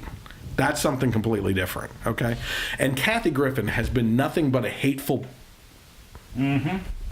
person. Yes. I had a bee a B sound coming in, but a person, a very hateful person that is toxic to society. Sure, she lost all of her sponsors and everything else because of that whole stint. Yeah, you know. Yeah. So here's what Can't she had say to that I blame her. Yeah, here's what she had to say in regards to the Covington Catholic situation. P.S. Oh, this is a reply and everything, but basically she said, "I want names. These, if you think that these kids, oh, okay, yeah, name these, yeah, okay, this is the right one." Was this the tweet that was deleted? I read somewhere that she deleted. I'll do that one next because it's funny. Okay. That one's funny. It says, "P.S. The reply from the school was pathetic and impotent. Name these kids. I want capital letters names. Shame them. If you think these effers wouldn't dox you in a heartbeat, think again." So doxing. Let's talk about that real quick. Doxing is getting the personal contact information, including phone numbers, addresses, places where you work, information on your family members and everything, putting it online so that people can harass them, whether that's physically or verbally, right? And can lead to, in a lot of cases, violence. Sure. Right? Especially when you are in the context of what she's doing here. She is calling with this for action. Doxing, the topic of doxing leads me to the topic of free speech, okay? And we just went over this, which is why this is so relevant. We just talked about this the other day in one of the other podcasts within the last 2 weeks. I forget what the topic was, but I said there's a difference when it comes to free speech on what you can say. People will say, well, you can say whatever you want, but you can't, for instance, yell fire in a crowded theater. Yes, you can. You have that is a freedom of speech. You can yell it, but you have to deal with the consequences. There are consequences to every action, anything you say. Exactly, right. So you have that freedom of speech, but there is a difference.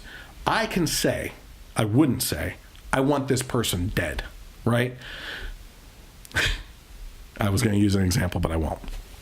I could say, I want this person dead. I can say that, right? No, I'm sorry. I wish this person would die. Right? That's okay to say. I think it's a very vile thing to say, I guess you could say, but it's okay to say because of your freedom of speech. Right. What you can't say is, hey, I'll give $100 to someone that goes out and kills that person. That is a call to action. And that is something completely different. It is not protected under the First Amendment when you call to action to hurt someone or violate their rights, in essence, right? Do you have something there? Well, I think this is in response to what I said about Roe v. Wade. Forgive him, he went to public school. Yeah, we both did, unfortunately. No, but he also goes to say that that's the real problem with Roe v. Wade, that it was a constitutional overreach to begin with. It never should have been decided by the Supreme Court nor legislated at the federal level. True.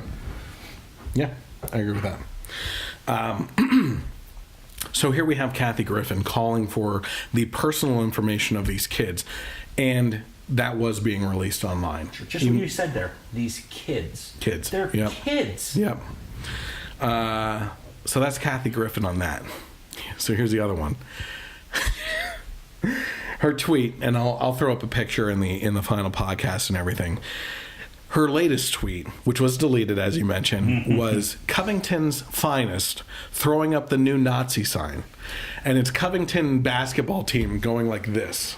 Right, the three-pointers. That's right. That's right. So immediately, people started tweeting at her with pictures of famous basketball players like Curry, Stephen Curry, and stuff doing this, right? And they're like, "Oh, so suddenly Stephen Curry is a racist and everything, or a Nazi and everything?" And they showed like that it means three-pointer, and of course she deleted it because this woman, as you mentioned, is trying to stay relevant as much as possible and trying to cause some type of controversy with these kids wherever she can. And she gets proven wrong. Again, a useful idiot. I believe that would be the shot in the other foot. This time. Yeah. Now she's hobbling on her knees and stuff, which we won't get into. Okay. Speaking of that type of disaster, let's take a look. You may not know who Michael Rappaport is. The actor? Yes. I know who he is. Yeah. Okay. Yeah, he's a douche. Okay. All right, I'm just going to say it. I haven't heard any of his commentary lately or anything. Yeah, that let's he's been saying let's see what he said about the Covington Catholic boys and how he approached talking about kids. You see the video of these Catholic school teenage fuckboys, hand jobs, harassing, getting in the face of these Native American people? Check this out.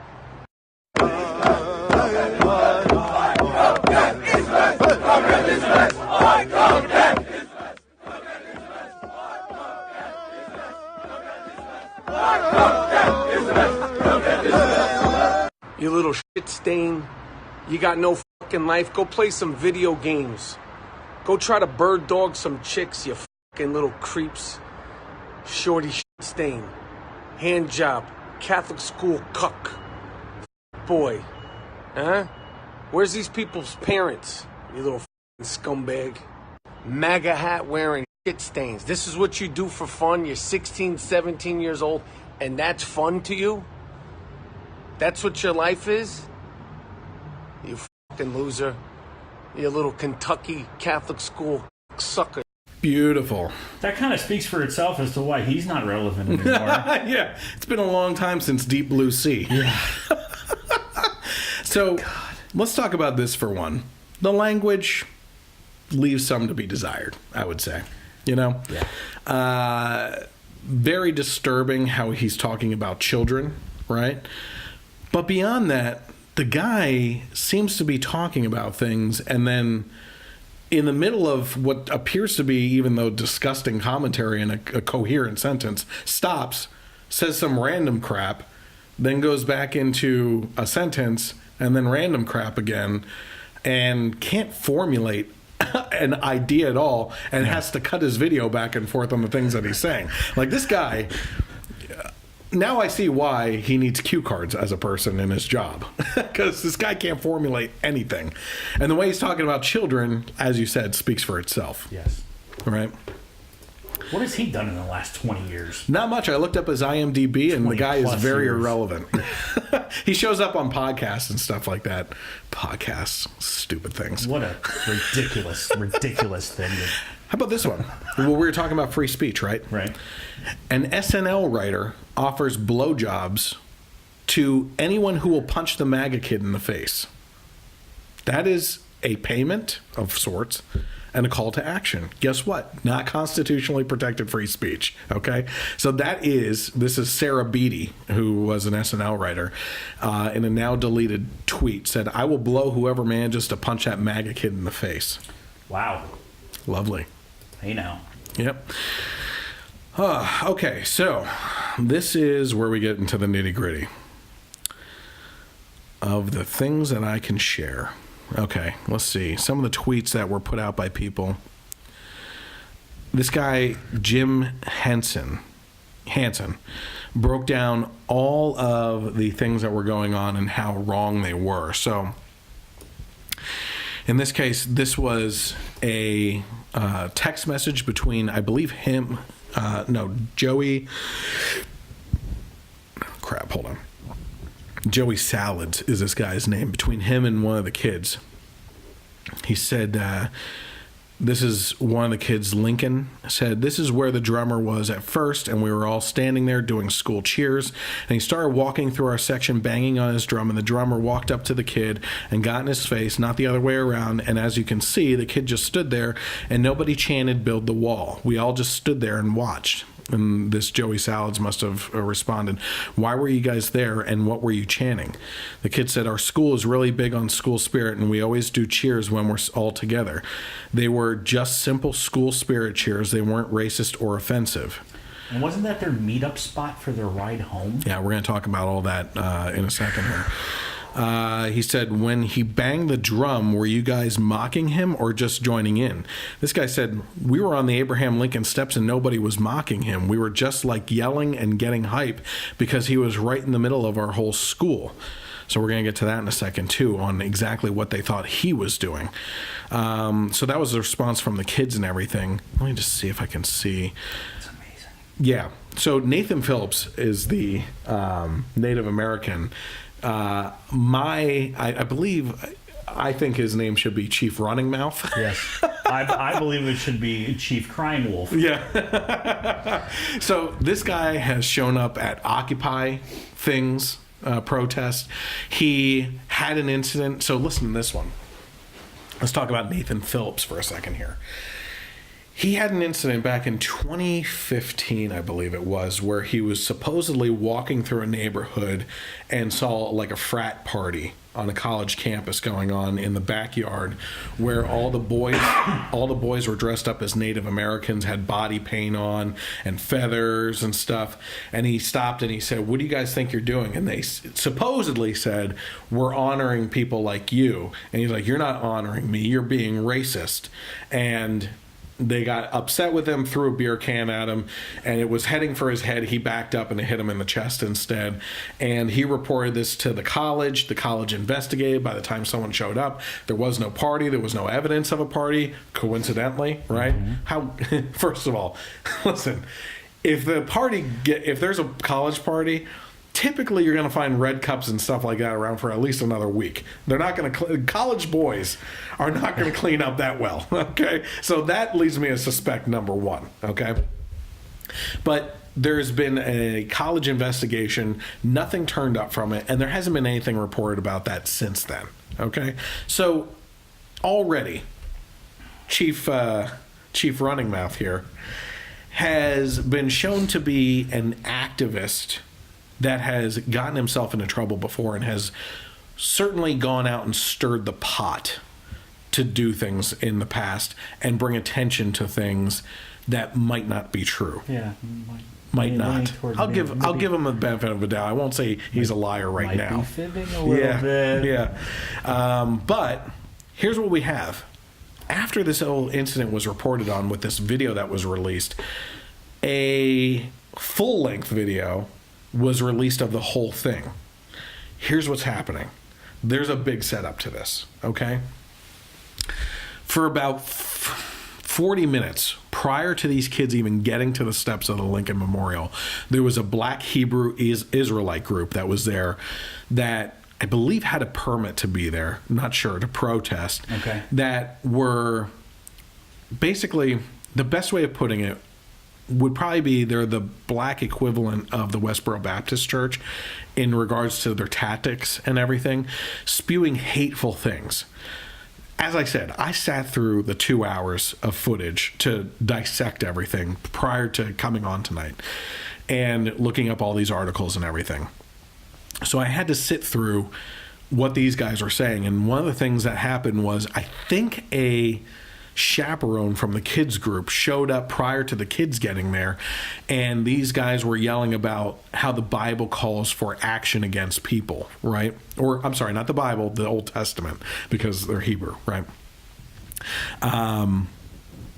So what happened though is they're yelling hateful things, and one of the guys in the crowd, who I think is a chaperone, yells back to them, "Where do you find hate in the Bible?" And he goes, "Oh, hold on a second." And he starts throwing out verses at him, right? Which to me are way out of context, obviously. You know what I mean? Like, do this and then there will be peace. Like, people have to die and then there will be life, and like all this other stuff. I don't know the exact quote, so I'm not going to pretend to know either. But right. I looked it up myself while I was researching this to see what he was going to be quoting from. And I'm like, I get how you could grossly misinterpret this, but you're wrong. You know what I mean? Because these things are rectified through other things that feed into it in the Bible or in the Old Testament. So we're going through all this, and this Black Hebrew group is doing their thing. So let's take a look at the video of them prior to the kids getting there. And then the kids get there. It's a couple of them are trickling in because they had split off into all their own groups and everything. And they all start meeting up at the stairs. And this is the first couple that trickle in and what happens with them as this group is taunting them. And the things that the Black Israelites are saying to these kids, and the kids are not responding. Okay? Chapter 3, verse 8. Look, we got the Trump supporters. He want to cover his hat up. And a time to hate. And a time for what? To hate. A time for what? To Who? Hey, there's no. Won't you uncover that hat? The hell with that water. What you say? See how you got these pompous bastards come down here in the middle of a native rally with their dirty ass hat on, with their dusty ass hat on, little dusty ass animals. There's a time for. How can we love somebody that has a hatred for us? I see you. You want to wave high? A bunch of incest babies. A bunch of babies made out of incest. Right, trailer park babies. This is what America make America great looks like. When was it great?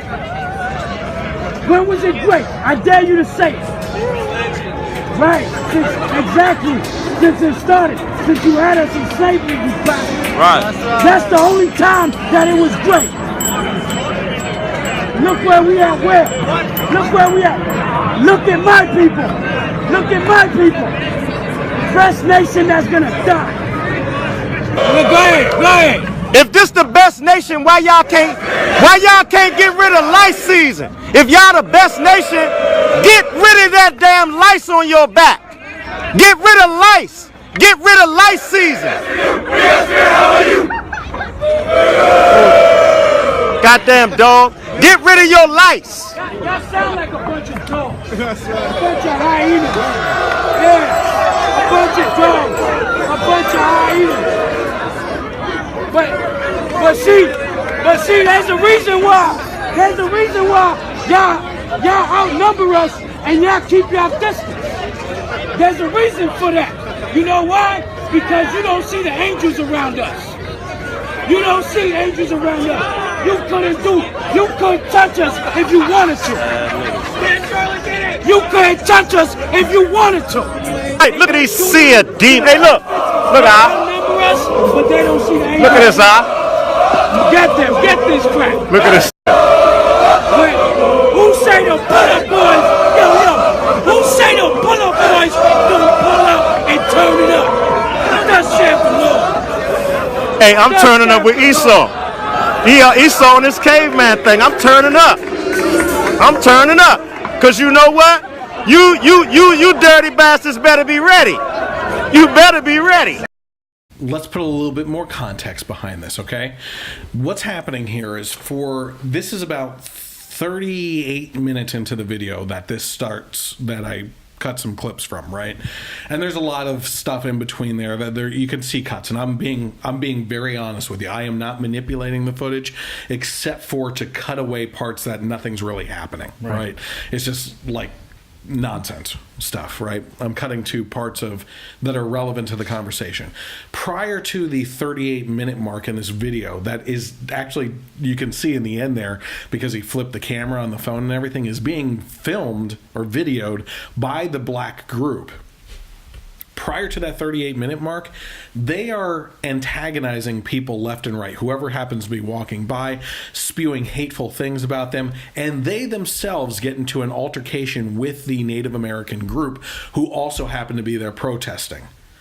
First of all, how much have you heard in the media about this black group being there at all?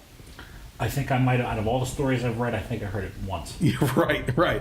But they are the instigators in this situation, right? And they're not mentioned at all. Yeah. So what we have is they are antagonizing the Native American group. The Native American group continually says, "Hey guys, nicely, can you guys please stop? This is ridiculous. We're just trying to do our thing over here. You guys are doing your thing. There's no reason to be attacking us the way that you are." They continue. Guy comes back again. He says, "Guys, please, being nice," and I'm being honest about this, and the reason why I was bringing up that I've cut this, go back and watch the 2 hours of footage yourself. If you think that I'm manipulating this to look one way or the other, I am not. Go look at it. The video evidence is out there, right? Finally, it gets to a point where it gets heated between the Native American group and the Black Israelite group, and they go at each other. Not physically, but it's about to get to that. And the way that it's diffused is this black group keeps on diverting the attention to the MAGA hat kids. And they're like, why are you attacking us? You should be attacking them over there because they're wearing MAGA hats. They're talking about making America great again. They're the ones that stole your land. right? They keep on. They're trying to use the anger of the Native American group to go after the white guys, right, and everything, right? So that leads up to this Covington boys are all piling in. All their groups are finally meeting up. This happens to be the designated area per chaperone for them to meet up on the stairs of the Lincoln Memorial to actually get the bus to go back to Kentucky, right? So you don't want to leave anyone behind. You have to have a meetup spot. And as parents, we always talk about that, don't we? If you get lost, meet me here. Yes. Right? So these kids happen to have the Lincoln Memorial as their setup for where they're going to get the bus and everything. It's not that they went there specifically to look for an instigating position or situation or circumstance in order to go after a certain group or anything. It just happened to be that they had to meet up there. Right. At no point in time were either of these groups moving toward each other at all, by the way, too. I would point that out. So this is what has led up to what we see in that other video. Okay, putting a little bit more context behind it. Now, one of the things that you also need to be aware of is that these boys specifically went and asked their chaperone, listening to the vile, hateful, racist, disgusting things that this black Israelite group was saying to them when they're just standing there waiting around. Some of the kids went to a chaperone and said, "Do you mind if we start our school chants and rally cries to drown out, as a majority, the voices of these people that are saying disgusting things?" So now you're starting to see towards the end of that video, these kids like bouncing around doing their rally chant and everything, and they're doing that to drown out the noise of this instigating group that's trying to start trouble. It's hurling insults at them and everything else. Yeah. So we get to the point now where the school is doing their chant, right? It happens to be an interaction going back and forth between the black Israelite group and these teens. After they've been having their interaction, the black Israelite group, with the Native Americans. This is where Chief Running Mouth comes in, okay? So let's take a look at what led to the exact moments of what the video that went viral is, right? We're led to believe that these kids are surrounding this Native American elder and instigating him and threatening him, right? Let's see who walked up to who and what actually happened there. See how much they respect you, Israel? Look, all of them. All these Americans. Go ahead, what you say? That's right. Here come Gad. Here come Gad. Here come Gad. Look at our Make America Great Again hats. Look at the hats. Look at the hats. We ain't taking. Look, we not taking. Look at Gad. That's right, Gad. Look at Gad.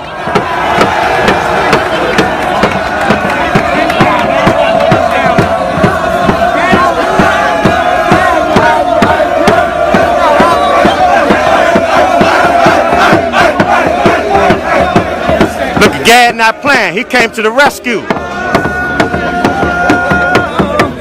Our elder right there. Look at him.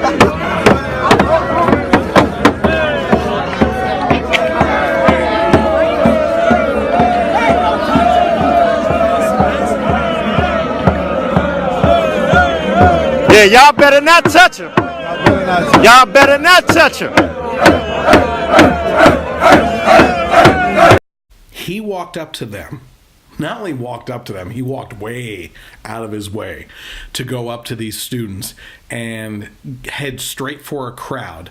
And if you look in the video, if you were to look at the steps up to the Lincoln Memorial, these kids happen to be crowding the left side of the steps, and there's a big wide open space open on the right side of the steps, right?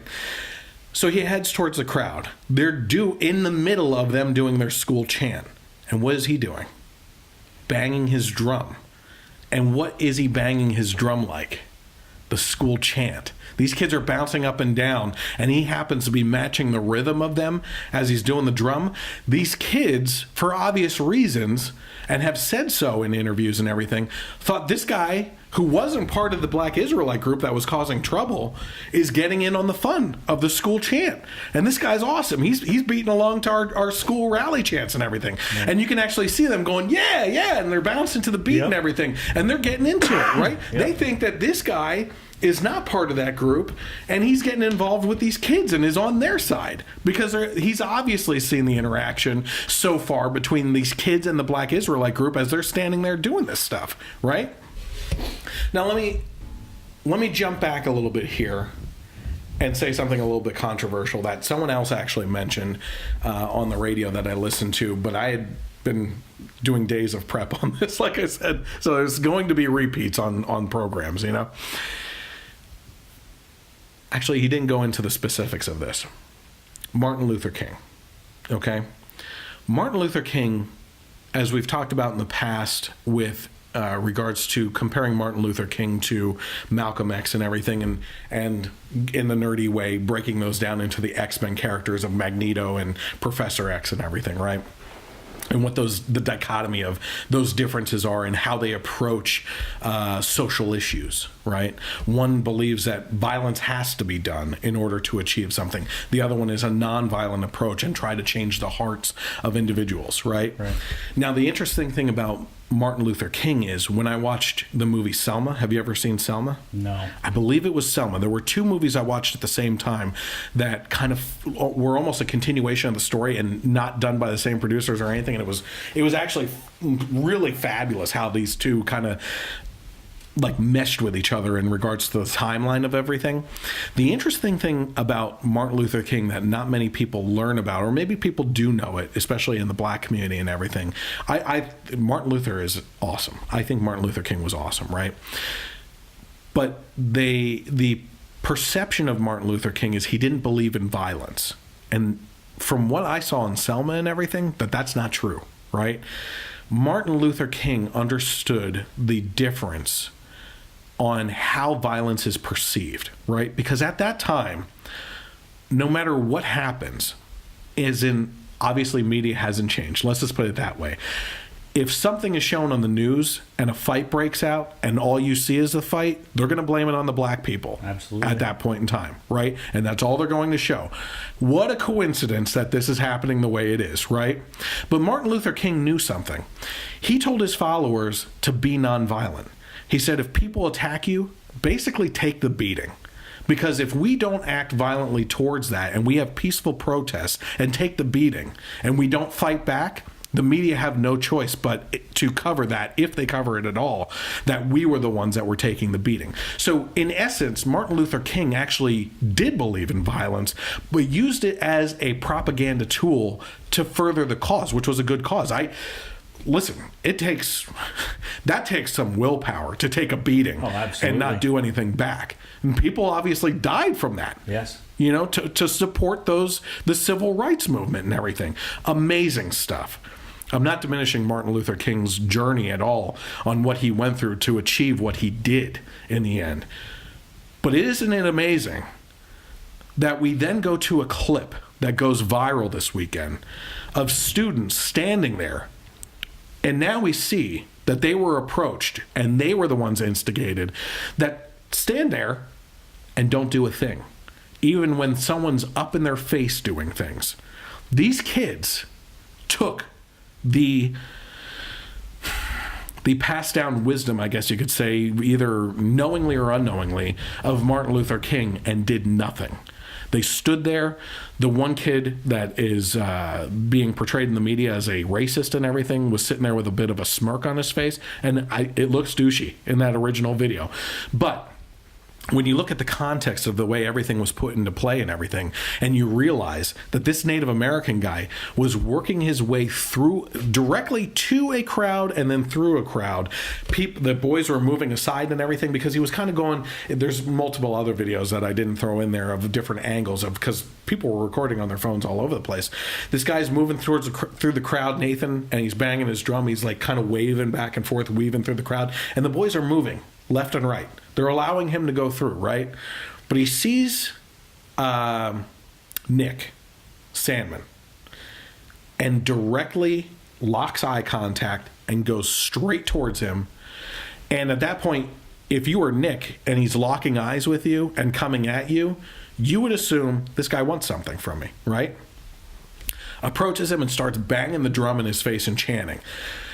I think any rational person that could keep their cool in that situation, because at that point you would have to be looking at what's going on and what led up to that, you would be a pretty confused individual. What the heck is what is going on? I thought this guy was coming in here to do the school chants with us and everything, which it apparently seemed like at first, and now he's banging a drum in my face. If you're put into an awkward situation like that, it's kind of natural to have a weird smirk on your face, like, what is going on here? You know what I mean? So that has led up to this. Okay, do you have anything to say about this so far? I think the kid showed remarkable restraint. Yes. I can't tell you what I would have done in the same situation. I have a little bit of a temper. Me too. Okay? And if you're invading my space like that, I might snatch that drum away from you. Well, there's a reason why I have a concealed permit. Let's just put it that way. So, but you don't know the intention of this guy at the time, right? Right. But there's a big misperception on what's going on up until this point. Number one, people are saying that the teens in the original video that was showed on Buzzfeed, the people that were there are on the other side, are saying that people were chanting "Build the Wall." Now, I sat through 2 hours of footage. Yeah, I've yet to see that. It was yelled. Okay. Guess who yelled it? Who? The leader of the Black Israelite group. Right? He kept on saying, oh, yeah, you want to build that wall, build that wall, build that wall, right? And so people are hearing that in the background of the video, but you can clearly hear who's saying and attributing it to the students. Yeah.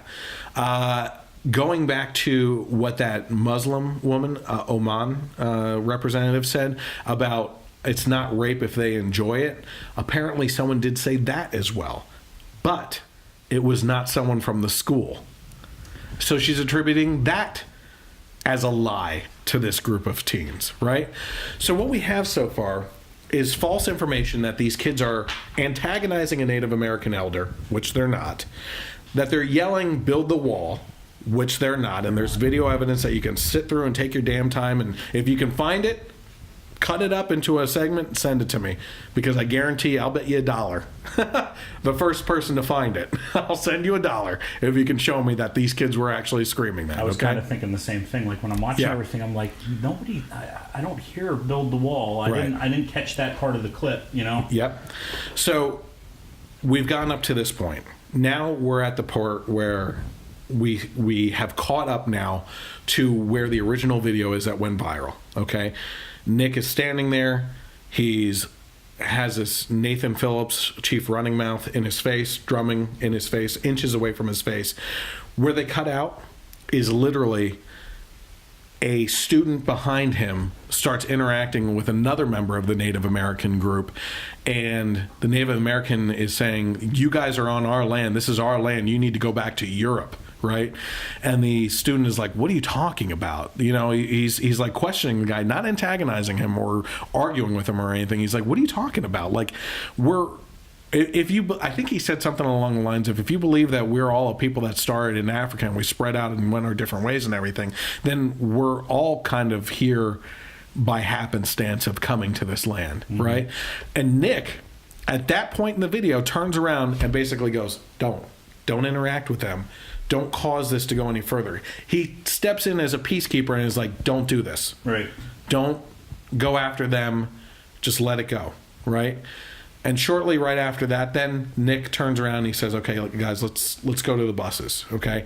And they leave the situation. As you said, an amazing amount of restraint from these teens. Right?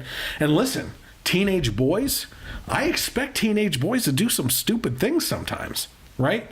Things that might come off as smug and racist and stuff like that. They didn't do that here. No, there's no evidence of it. When the video started, I said, "Oh, this is not going to go well." Yeah. You know what I mean? The first clip that was circulated, the viral clip. Right. I thought, "Oh boy." Now let me jump back to Joe Rogan's podcast when I listened to him talk about this. Very disappointed in Joe Rogan. Okay. For all the effort that he puts into listening to both sides and trying to find common ground and everything, he basically said the media outlets got this wrong in a very bad way and went after these teens when they weren't supposed to. But in essence, basically said, but these teens were kind of a-holes for wearing those hats. Right? And I'm like, what, Joe? Right, you're going to go after kids for an article of clothing. That's what you're going to do. And then the guest was like, yeah, basically there's some people in the media and within this stuff that I'm looking at here that say that the red MAGA hat is the new KKK hood. Remember, it's better to be morally accurate than, than factually correct. So shame on Joe Rogan for the way terrible. It was horrible. So now, while Nathan Phillips and Nick Sandman are having this confrontation in the circle of people, right? Here's what's happening on the outskirts at the same time, okay? The Black Israelite group is still antagonizing the kids and going after the two African-American black, or as my buddy Kira would say, brown students in the group, and antagonizing them on the outskirts. This is still going on, and as I said, the media is not covering these people, right? So let's take a look at what they're saying to them. He said, this racist, what the hell is all this? Right. What the hell is you see a crackers with Make America Great hat on? Yeah, you's a cracker. You's a cracker. All of you crackers. Oh, they're going to call him. They're going to call one black man. Y'all got one nigga in the crowd, huh? One nigga in the crowd. One nigga, huh? Y'all got one nigga in the crowd. Oh, you got two niggas in the crowd. Oh, two niggas in the crowd. Look at this simple dude. And how many, and I'm going to say a pause moment. Oh, come on. Come on, shorty. Come on, shorty. Come on, man. Get out, nigga. Yo, nigga. Get out, nigga. Get out. What? Get out, nigga. You ain't see the movie? Why you being mean? Get out, nigga. That's right. The 16-year-old kid died. Get out, nigga. The only one. That's the only one y'all can bring to the front. Hey, we got one home, but he ain't here. Oh, y'all got one home. You see that? You see that? But we're racist. But we're the racists. Ain't that so? Unbelievable. Okay, so the Black Israelite group is calling all the white students a bunch of crackers and a bunch of stuff, this and that. Crackers, sorry, there's a difference. And then starts saying the N-word to all the two black students. Yeah. And what did the kids say? I heard the one go, why are you being mean? Why are you talking like that about a 16-year-old kid? How remarkably offensive and how remarkably racist. Oh, yeah. And on top of that, what do these white kids do? They grab their black friend student and pull him into the crowd and protect him. What a bunch of racists. Yeah. And what are the Black Israelite groups saying? Get out here, N-word, get out here. Like, they're trying to antagonize this kid to get out of the group of white kids to mock him and go after him. And by the way, I don't know if you saw in some of the videos that I clipped together and everything, there's a guy riding around on like a one-wheel scooter and stuff like that. He happened to be like kind of smirking at the Black Israelite group and going around them. And at one point in time, the camera guy goes, I'm waiting for that F word to get over here so I can knock him out and give him a beating. So these guys are ready and willing to be militant towards individuals and use violence, okay? Unbelievable. Okay. Jake Tapper released a statement from Nick that said, is a statement basically kind of defending himself because at this point he's being doxxed and everything and people are going after him. He said, I'm providing this factual account of what happened on Friday afternoon. It was Friday. Okay, there you go. At the Lincoln Memorial to correct misinformation and outright lies being spread about my family and me. I am the student in the video who was confronted by the Native American protester. I arrived at the Lincoln Memorial at 4:30 p.m. I was told to be there by 5:30 p.m. when our buses were due to leave Washington for the trip back to Kentucky. We had been attending the March for Life rally and then had to split up into smaller groups to do some sightseeing. When we arrived, we noticed 4 African American protesters who were also on the steps of the Lincoln Memorial. I'm not sure what they were protesting, and I did not interact with them.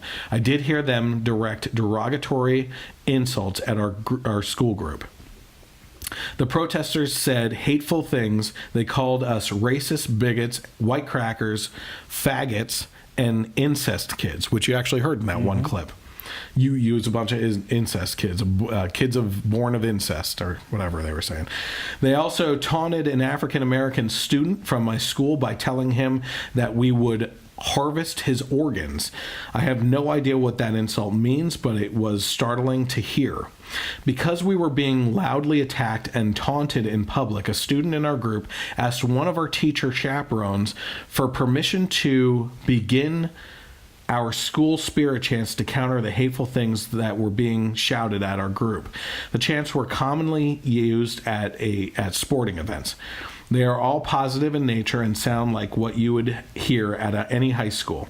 Our chaperone gave us permission to use our school chants.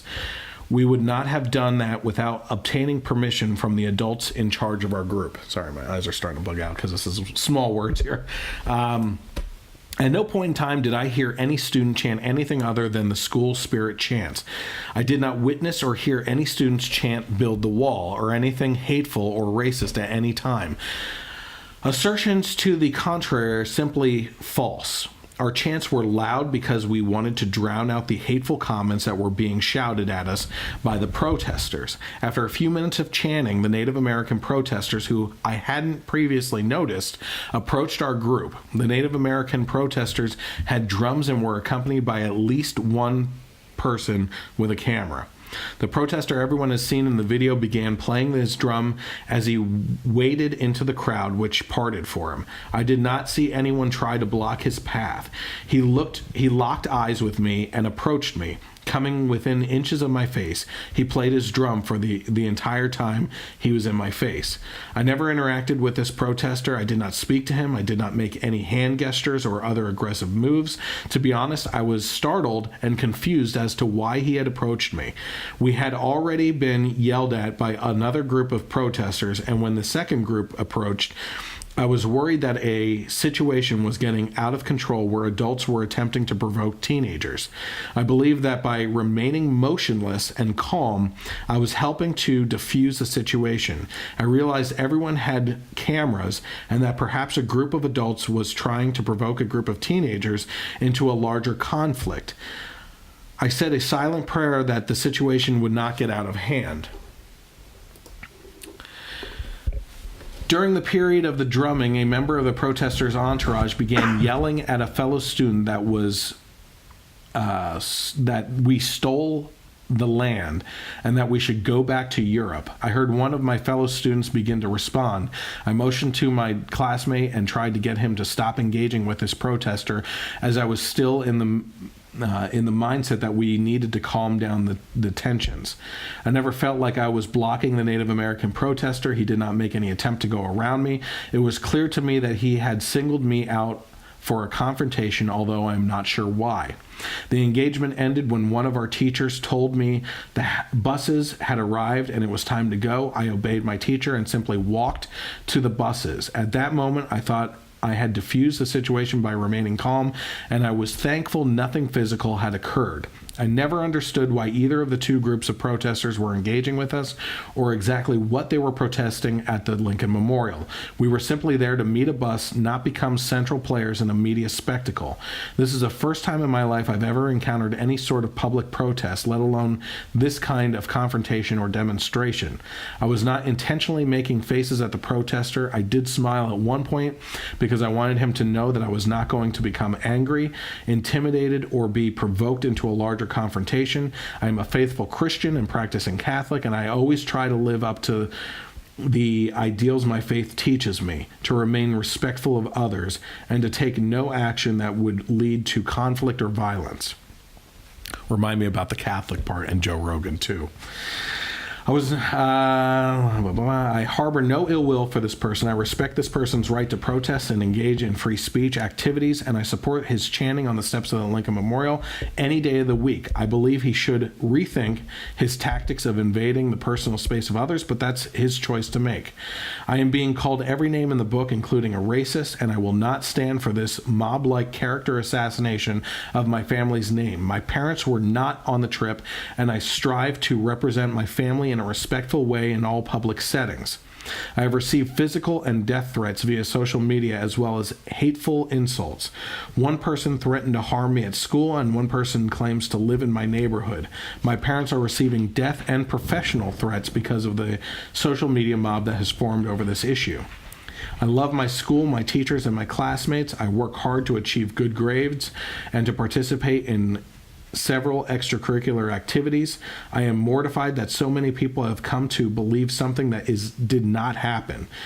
That students from my school were chanting or acting in a racial fashion toward African American or Native American.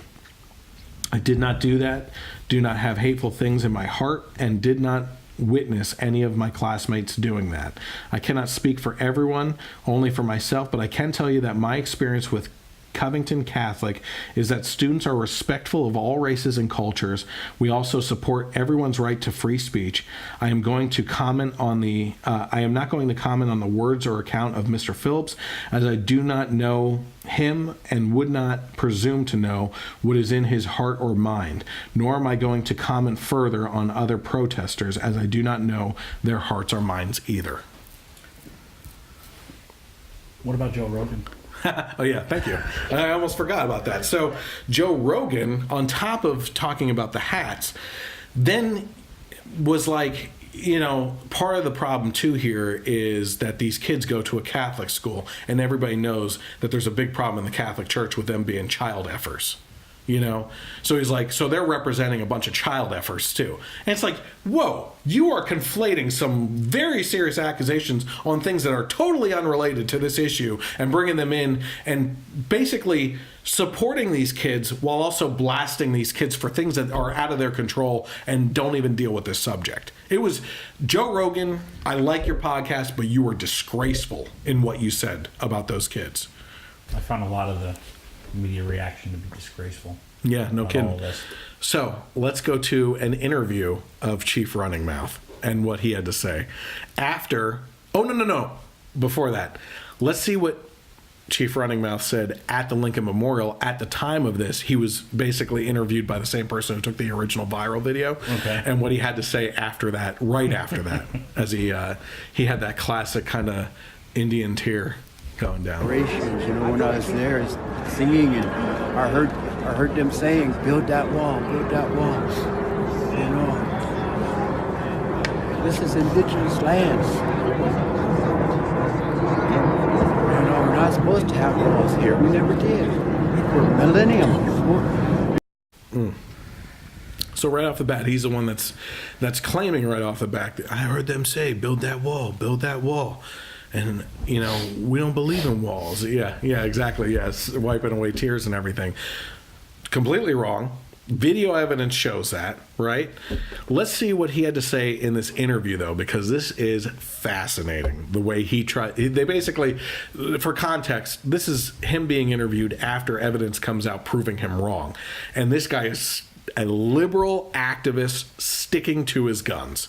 Like, no matter what, you could have the evidence thrown right at you, proving you wrong, and he is going to stick to his guns on this. So let's hear what he had to say on this. I spoke to 64-year-old Nathan Phillips, a Marine Corps vet who served in the Vietnam War, about his confrontation with the high school junior. He put out a statement which flips the narrative, says he's the one who was there trying to be peaceful. Are you saying that you don't believe what he was saying? Well, I guess I'm just going to have to say that. No, I don't believe it. You could see Phillips beating his ceremonial drum as he approaches the students.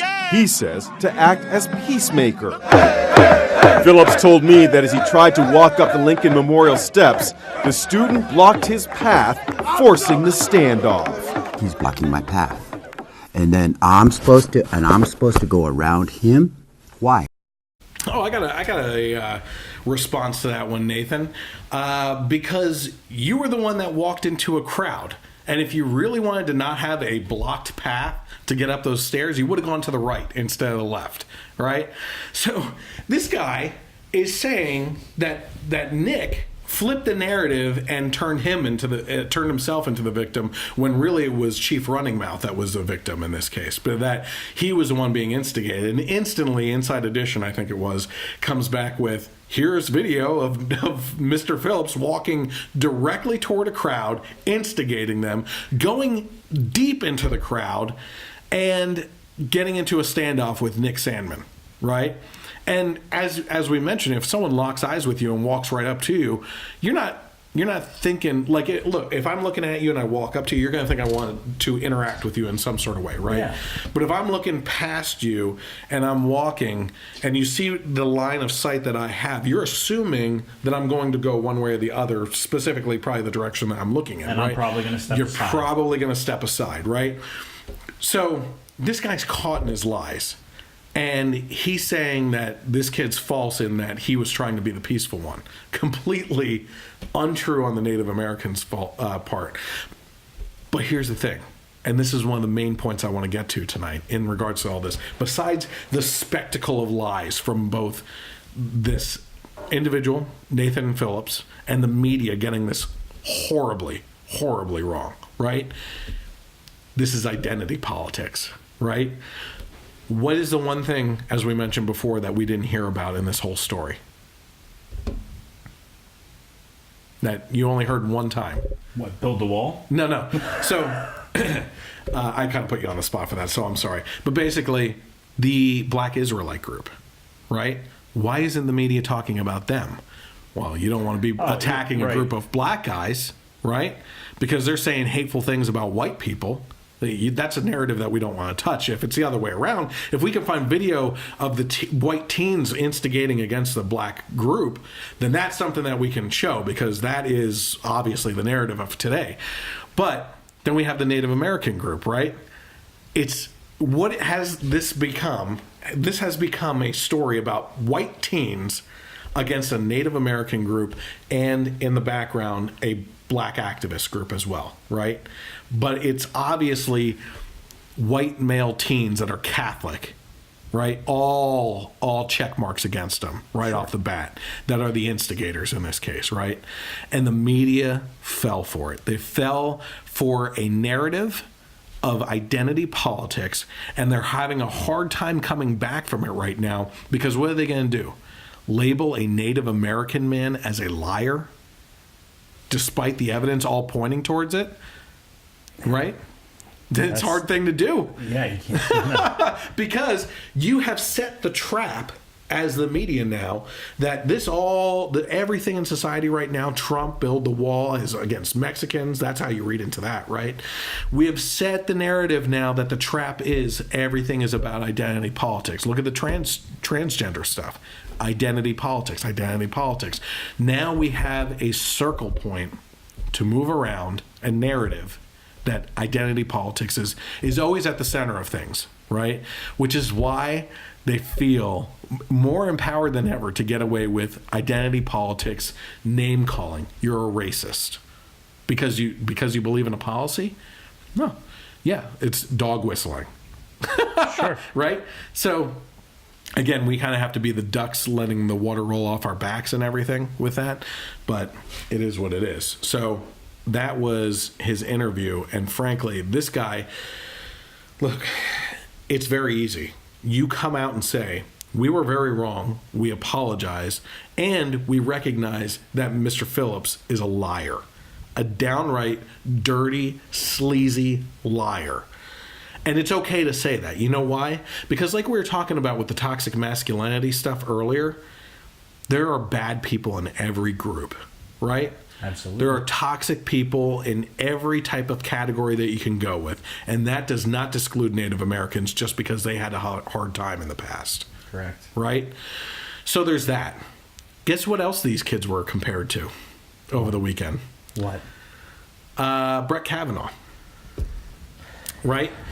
these kids, while after the video came out and proved to be doing nothing back towards the Native American, were showing their white privilege and patriarchy, because by standing there and smirking, they were signaling to the Native American that they can just leave and it's going to roll off their backs, and the Native American has no recourse because as white males, they get to go throughout society and can forget about this whole interaction when they get on the buses anyway because they are white male.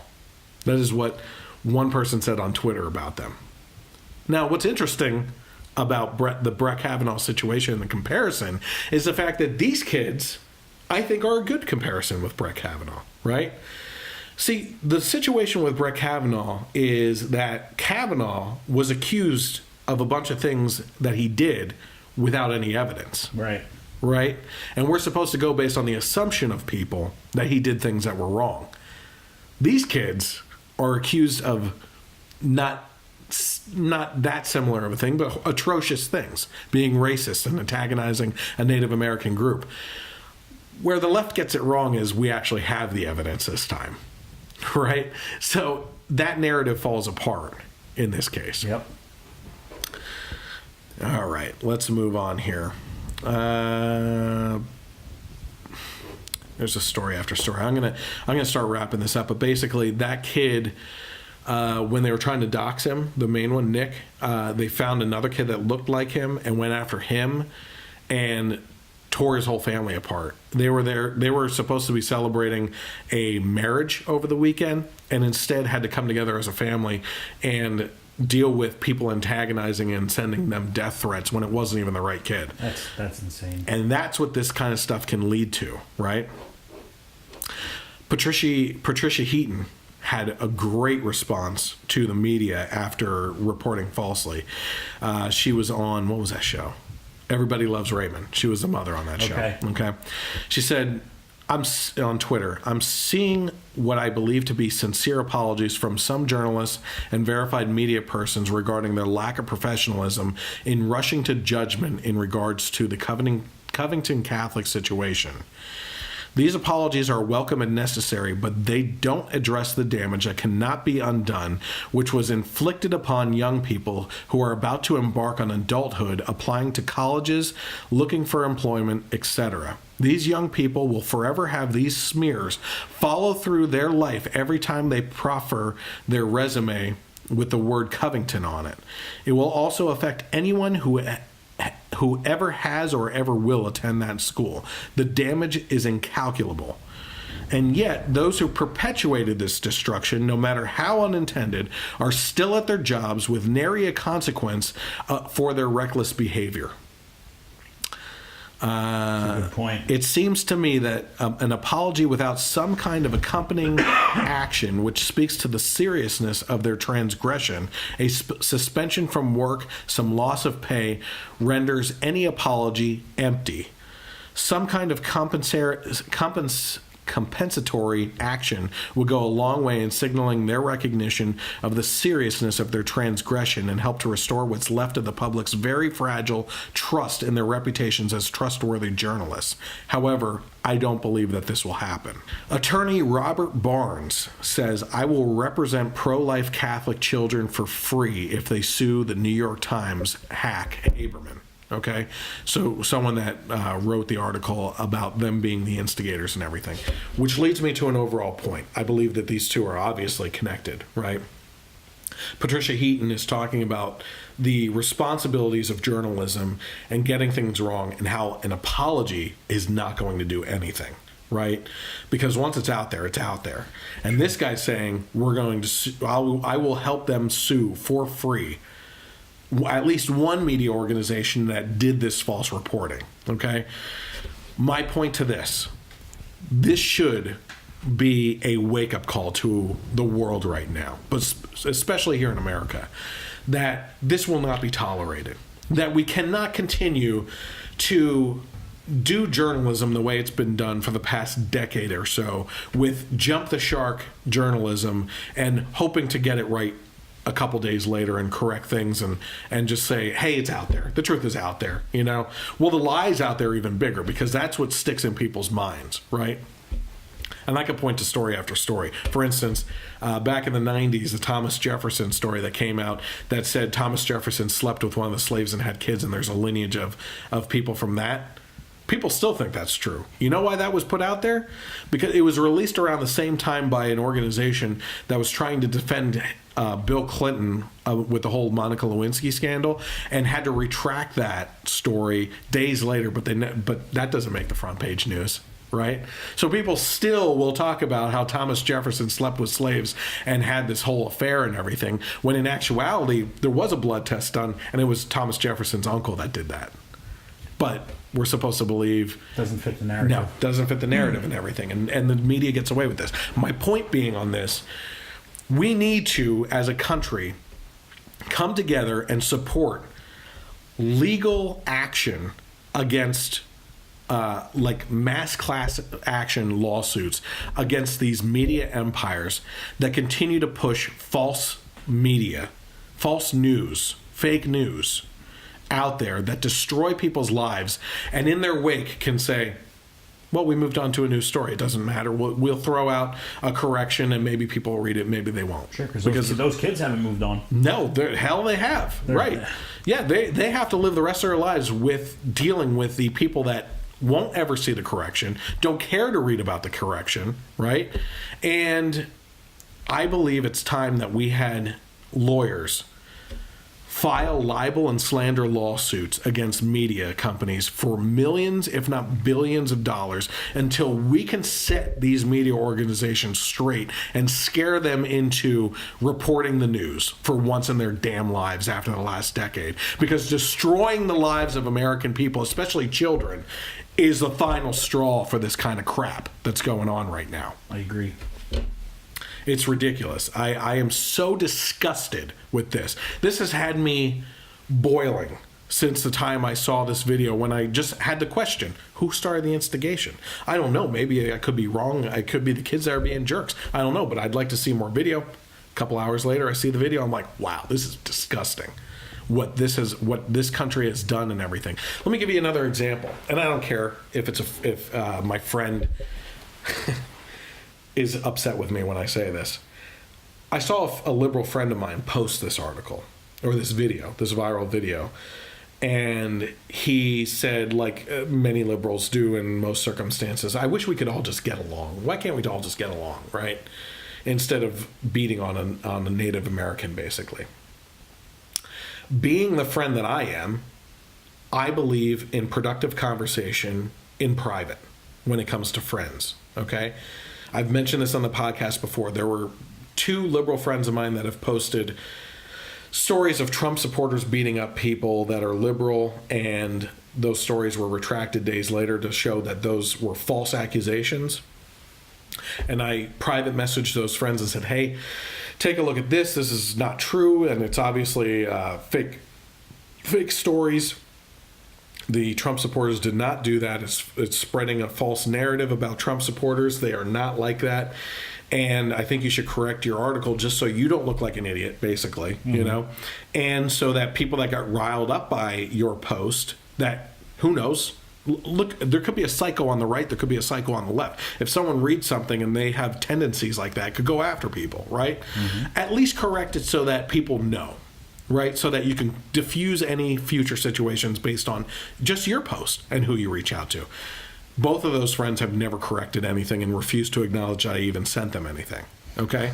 In this case, I sent this whole long article disproving everything with the video updated and everything, and the notes, the summaries, the interviews, all this stuff on one post. I said, take a look at this. That story is false. These kids are innocent. Just take a look at it. His response to me was, you do know that this is affecting me and my family, right? How? Because my wife works for the welfare office and is not getting paid right now. What? What the hell does this have to do with the government shutdown? And I said, this has nothing to do with that. You are conflating 2 different issues here. These are innocent children that are being accused of racist things right now, and you're spreading that narrative, and you're okay with doing that because the government shut down, which has absolutely nothing to do with it. His response to me was, we will never agree on the issues here. This is the mentality of the left right now. And as I say, I never painted my slogan at the bottom here. My motto for the show, slogan for the show is, the truth is greater than agenda. And right now, with these types of things, those specific scenarios, the left is putting their agenda in front of the truth. And if the truth conflicts with what they're saying, then they don't want to spread the truth at all, right? And what's fascinating about that is these are the same people that would say, well, this is their truth, or her truth, or his truth, and that's your truth, right? No, that's bullcrap. There is no truth but the truth, and that's it.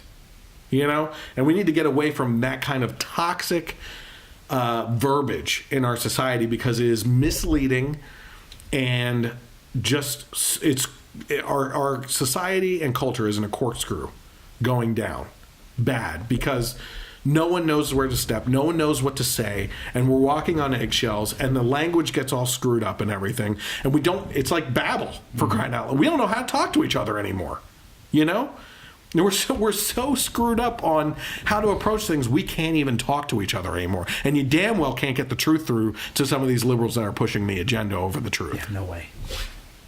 Unbelievable. And I didn't mention his name there, my friend. No. I love him. I love the guy. But I'll be honest with you, if he defriends me for me mentioning the interaction, at this point, I don't care. Because I don't need that kind of toxic crap in my life where someone would willingly lie about children to put them in a dangerous position where they're getting death threats because they're upset about a government shutdown that has nothing to do with it. That's disgusting. Yeah, it is. Okay, let's go on here.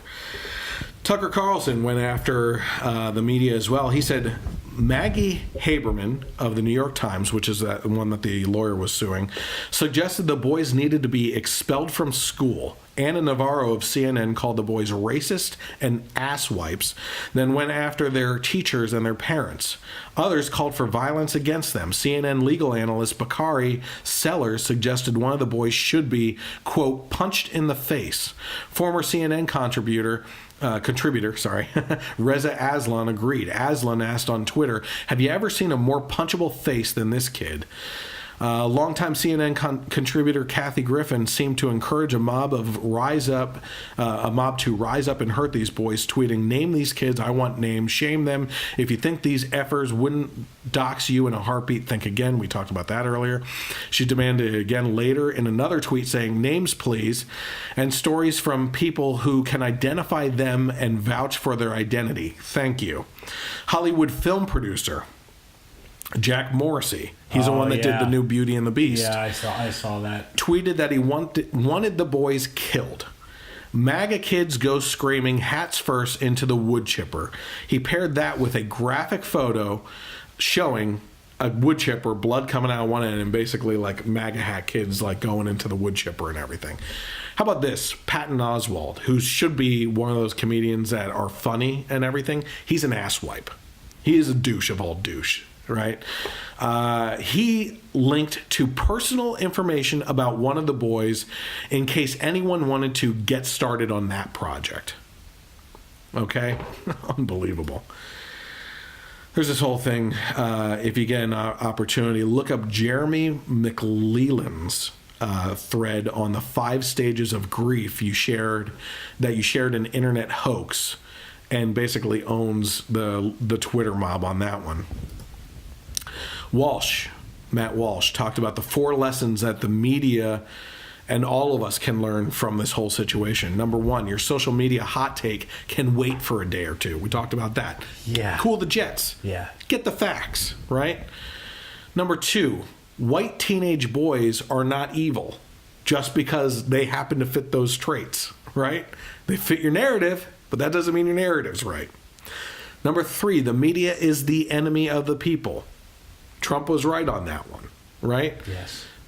Jim Acosta asked Sarah Sanders at one point in time, do you believe that the president is correct that the media is the enemy of the people? Well, no, they shouldn't be. They're supposed to be the watchdog of all politicians and report back to us, the people, so we can correct and do things to elect representatives that will actually represent us. They should be on our side.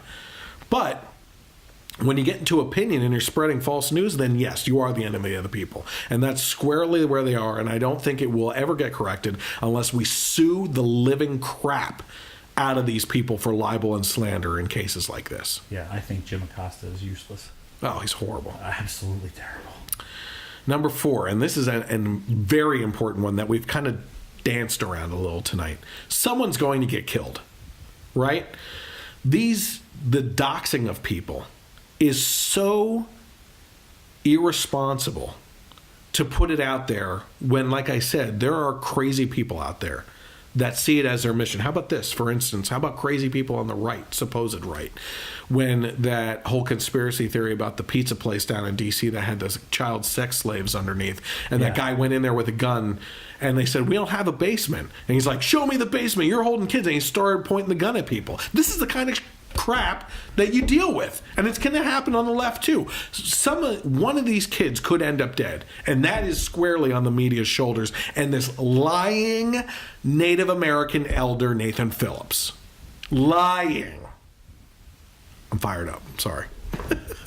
And I haven't let you talk too much. No. Before I go on to the next one. Listen, I'm intrigued. Okay. I can't believe you did this amount of research on this subject. We're almost there. How about this? This is according to Red State. This was reported on the 22nd. It said Nathan Phillips refuses offer to meet with the Covington kids because, quote, they stole his narrative. I read that. It's amazing. He said, it's not the right time, Phillips told the Inquirer on Monday night. I might consider it at some point. There'd have to be certain assurances in place, give and take and understanding. But according to Phillips, it's not yet the time because a statement released by Covington Catholic student Nick Sandman, this is according to Phillips, needs to put out a different statement. That statement was spot on, based on the video shown. How about this? No, I'm not even going to get into that. If you want to look up the authenticity of him being a Vietnam veteran, you can look into that yourself. I don't want to get into conspiracy stuff, but I do think that he has always referred to himself as a Vietnam era vet, and the media has taken that and turned it into Vietnam vet, which is not the same thing. And I'll leave it at that. You guys can look into that yourself. He said, I'm disappointed with his statement. He didn't accept any responsibility. That lack of responsibility, I don't accept it. F you. You lying sack of Indian crap. Your whole story is predicated upon a lie. You are sending up fake news smoke signals, Chief Running Mouth. Yeah. Like, this guy might as well be in the same tribe as Elizabeth Warren, honestly. By the way, his tribe that he represents has said publicly, we do not, and this is before this incident, in regards to the college campus thing, they have said, we do not agree with his tactics. Right? He said, at first I wanted the teachers and chaperones to be reprimanded, some fired for letting this happen. For the students, I was against any expulsions, but now I have to revisit that. These kids did nothing. They did exactly what they should have done in Martin Luther King terms. He, Sandman, stole my narrative. From the time I hit that first beat of the drum until I hit the last beat, I was in prayer. Now all of a sudden, he's the prayer guy and the passive one. Yeah, he didn't instigate anything. Yeah. I take great offense to that term, protester. We were not protesting anything, Phillips said. In fact, we were the only group with a permit to be there, and we were marching for solidarity and for being indigenous people. We were there in prayer. We wanted to make a better America. Not according to your last actions or future ones.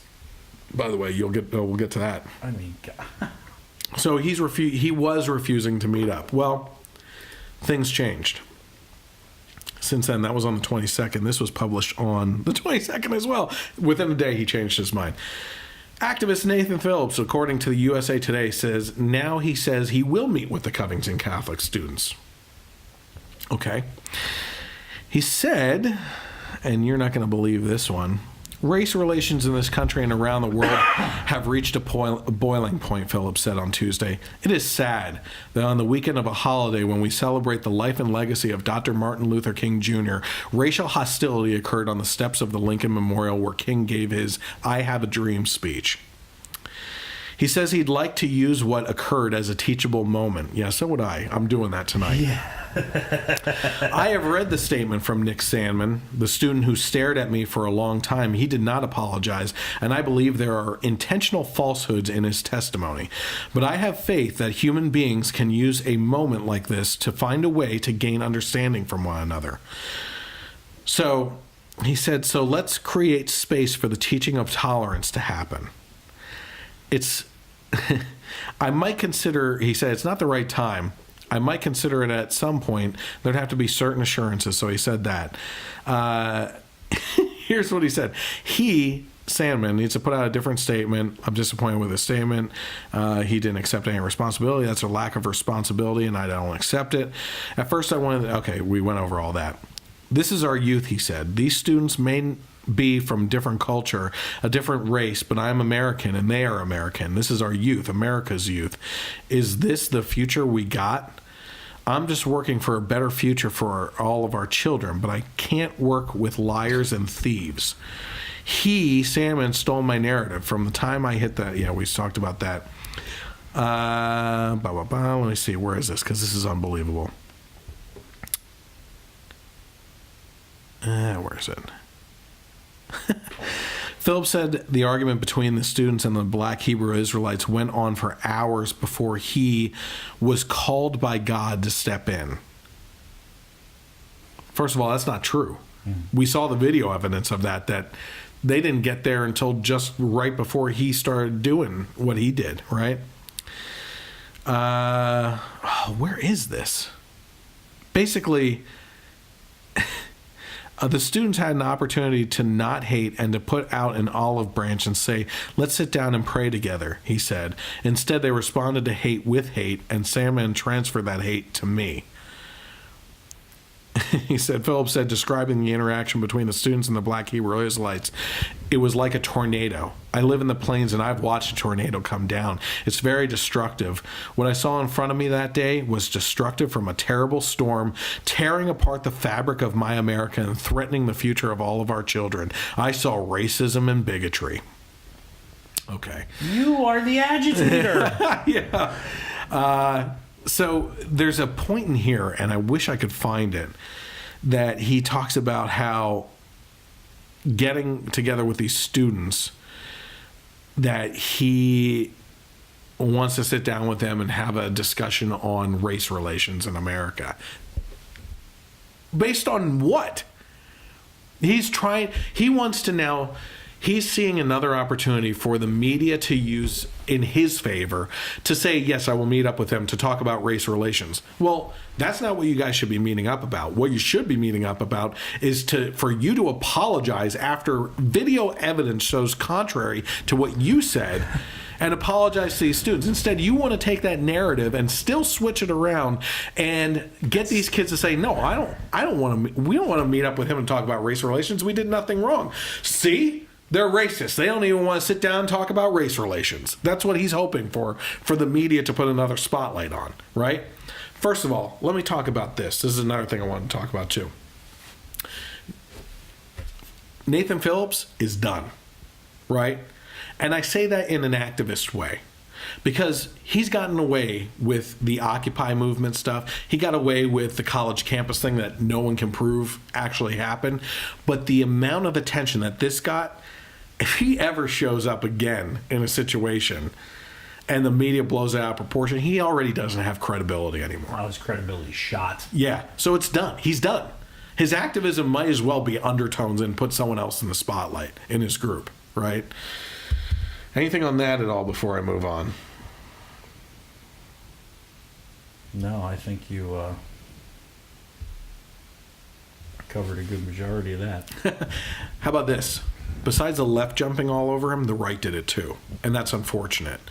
But we have been put into a position now where we are constantly being told that we have to condemn the actions of people on our side if we want to have any credibility left ourselves, right? Right. But the left, as I mentioned with my liberal friends even, refuse to acknowledge and condemn the actions of their own side and refuse to ever apologize, right?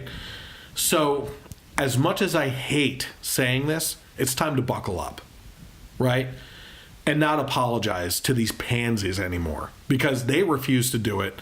And if they refuse to have an active, intelligent debate and conversation in this country, we cut them off. It's done.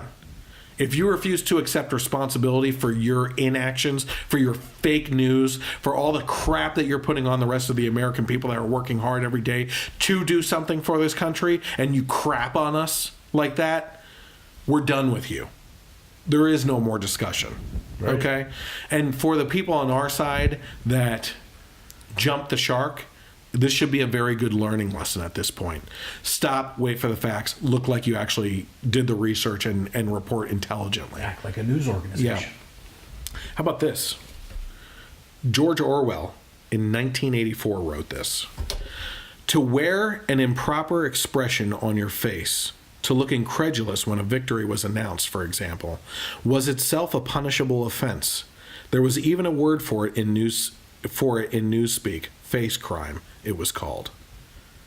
What were they reporting on over the weekend? The smirk. The smirk. George Orwell wrote that in 1984. Or, I'm sorry, George Orwell wrote that about 1984. Yeah. Amazing. Face crime. We talk about George Orwell's 1984 all the time and how a lot of those things are coming to fruition. It's like prophecy at this point, you know? Have we been getting anything on there at all? No. Okay, all right. I talked about the past of Nathan Phillips, the present of Nathan Phillips. This is what happened on Saturday. Saturday, after all this happened, on Friday. Report, Nathan Phillips led protest attempting to crash a mass after Covington Catholic confrontation. Soon after, Native American activist Nathan Phillips confronted high school boys from Covington Catholic in front of the Lincoln Memorial. He reportedly led a protest of about 20 fellow Native activists, unsuccessfully attempting to crash the Basilica of the National Shrine of the Immaculate Conception's Saturday evening Mass. While chanting and playing ceremonial drums, a group of Native American rights activists, reportedly led by Nathan Phillips, attempted January 19th to enter Washington, D.C.'s Basilica of the National Shrine of the Immaculate Conception during a Saturday evening Mass.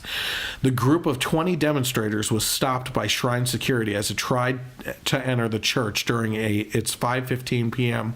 vigil Mass, according to a shrine security guard on duty during the Mass. So, right off the bat, Nathan Phillips used this viral video to gain lying fame, to push an agenda as an activist, and was riding that success of not having the facts out yet to try and continue to do things over the weekend. And to rally more simple-minded people to his cause.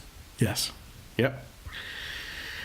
And the last thing in regards to all this, like I said, I put a lot of time into all this. According to the Daily Wire, breaking today, the Covington kids are going to the White House. On Tuesday, Nick Sandman... I expected that. Mm-hmm. Nick Sandman, the student from the Covington Catholic High School, who was at the center of the controversy with Native American Nathan Phillips last Friday near the Lincoln Memorial, confirmed to the Daily Wire that the White House has reached out to host the students. Sandman said the president wants to send a plane down to get us. Hey, freaking men. On Monday night, President Trump issued a series of tweets regarding the Covington kids. He stated, looking like Nick Sandman and Covington Catholic students were treated unfairly, with early judgments proving out to be false, smeared by media. Not good. But making big comeback. Huge comeback. Huge. New footage shows that media was wrong about teens' encounter with Native Americans, and he tagged Tucker Carlson. So they're going to the White House. And this is kind of like what my wife and I talked about. She didn't vote for Trump. Oh, I shouldn't have thrown her under the bus like that. She was disgusted by him. Okay. I was disgusted with his behavior during the primaries. I make that very clear. I was a Ted Cruz guy, you know. But I voted for Trump in the end because I thought it was important for the Supreme Court and everything. And thank God, by the way. That being said, she said today when I talked about this is why I like Trump. Because he doesn't shy away from controversy. He creates it with stuff like this. Like, any other president would be like, this is a tricky racial situation, and we don't know what the kids are doing. We don't know what the minority two groups are doing. I'm just going to stay out of it, right? Trump is like, there's video evidence. These kids are coming to the White House, and I'm supporting them over the other two groups. Freaking men. Okay, that's all I have to say about that. So that was my main topic. Do you have anything else that you want to say about those kids at all? No, I just feel bad for them. Yeah, no kidding. I feel completely horrible about that whole situation. Yep. I hope they're vindicated in some way. It's going to be a tough road. Yeah. Unfortunately. But, the truth shall set you free. The truth is out there. Yeah.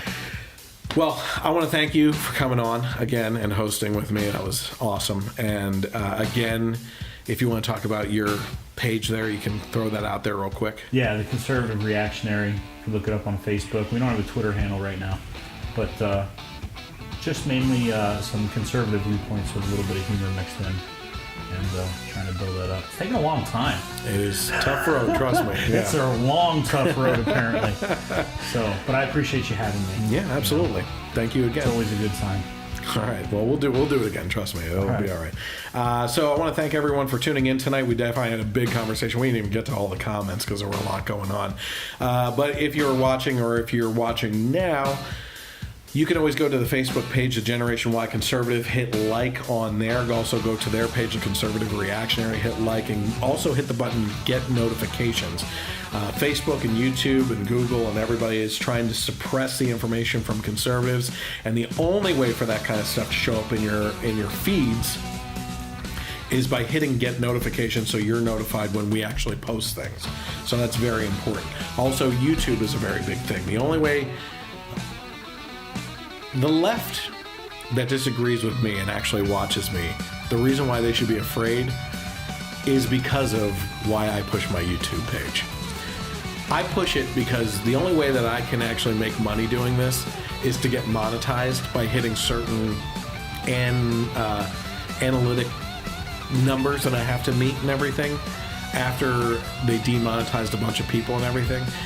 And so, take away from this. I do this for fun and free. I have nothing to lose on that. That's right. Right? I'm not making money on this. I do it for free. I put in a lot of time, obviously, in the research and in the production of this, especially when it comes to editing the podcast afterwards. So if you think that you're going to get me to shut up because you can take away sponsors or money or anything like that, not going to happen. All right? I'm not making money. I do it for free. You do a good job because you even make me look good in this whole thing, So if you are a conservative, I would appreciate if you could head over to the YouTube page. It's youtube.com/Gen Y Conservative. Hit the subscribe button, hit the bell for notifications so you know when we provide content, whether that be the podcast in HD audio and video, or movie reviews, or gun spotlights like I've been doing with the Relic Hunter Firearms team, Gerard in specific, the owner. Also, if you want to interact with me on Twitter, you can get involved with @GenY Conservative without the E on the end. And as always, you can always listen to the audio portion of the podcast on KLRN Internet Radio on Sundays from 3 to 6 p.m., where they've also graciously put me over to iTunes, iHeartRadio, Google Podcasts, Spreaker, and more. Anywhere you listen to the podcast, you can look for the Generation Y Conservative and subscribe to it. I want to thank everyone again. Have a great night, and God bless America.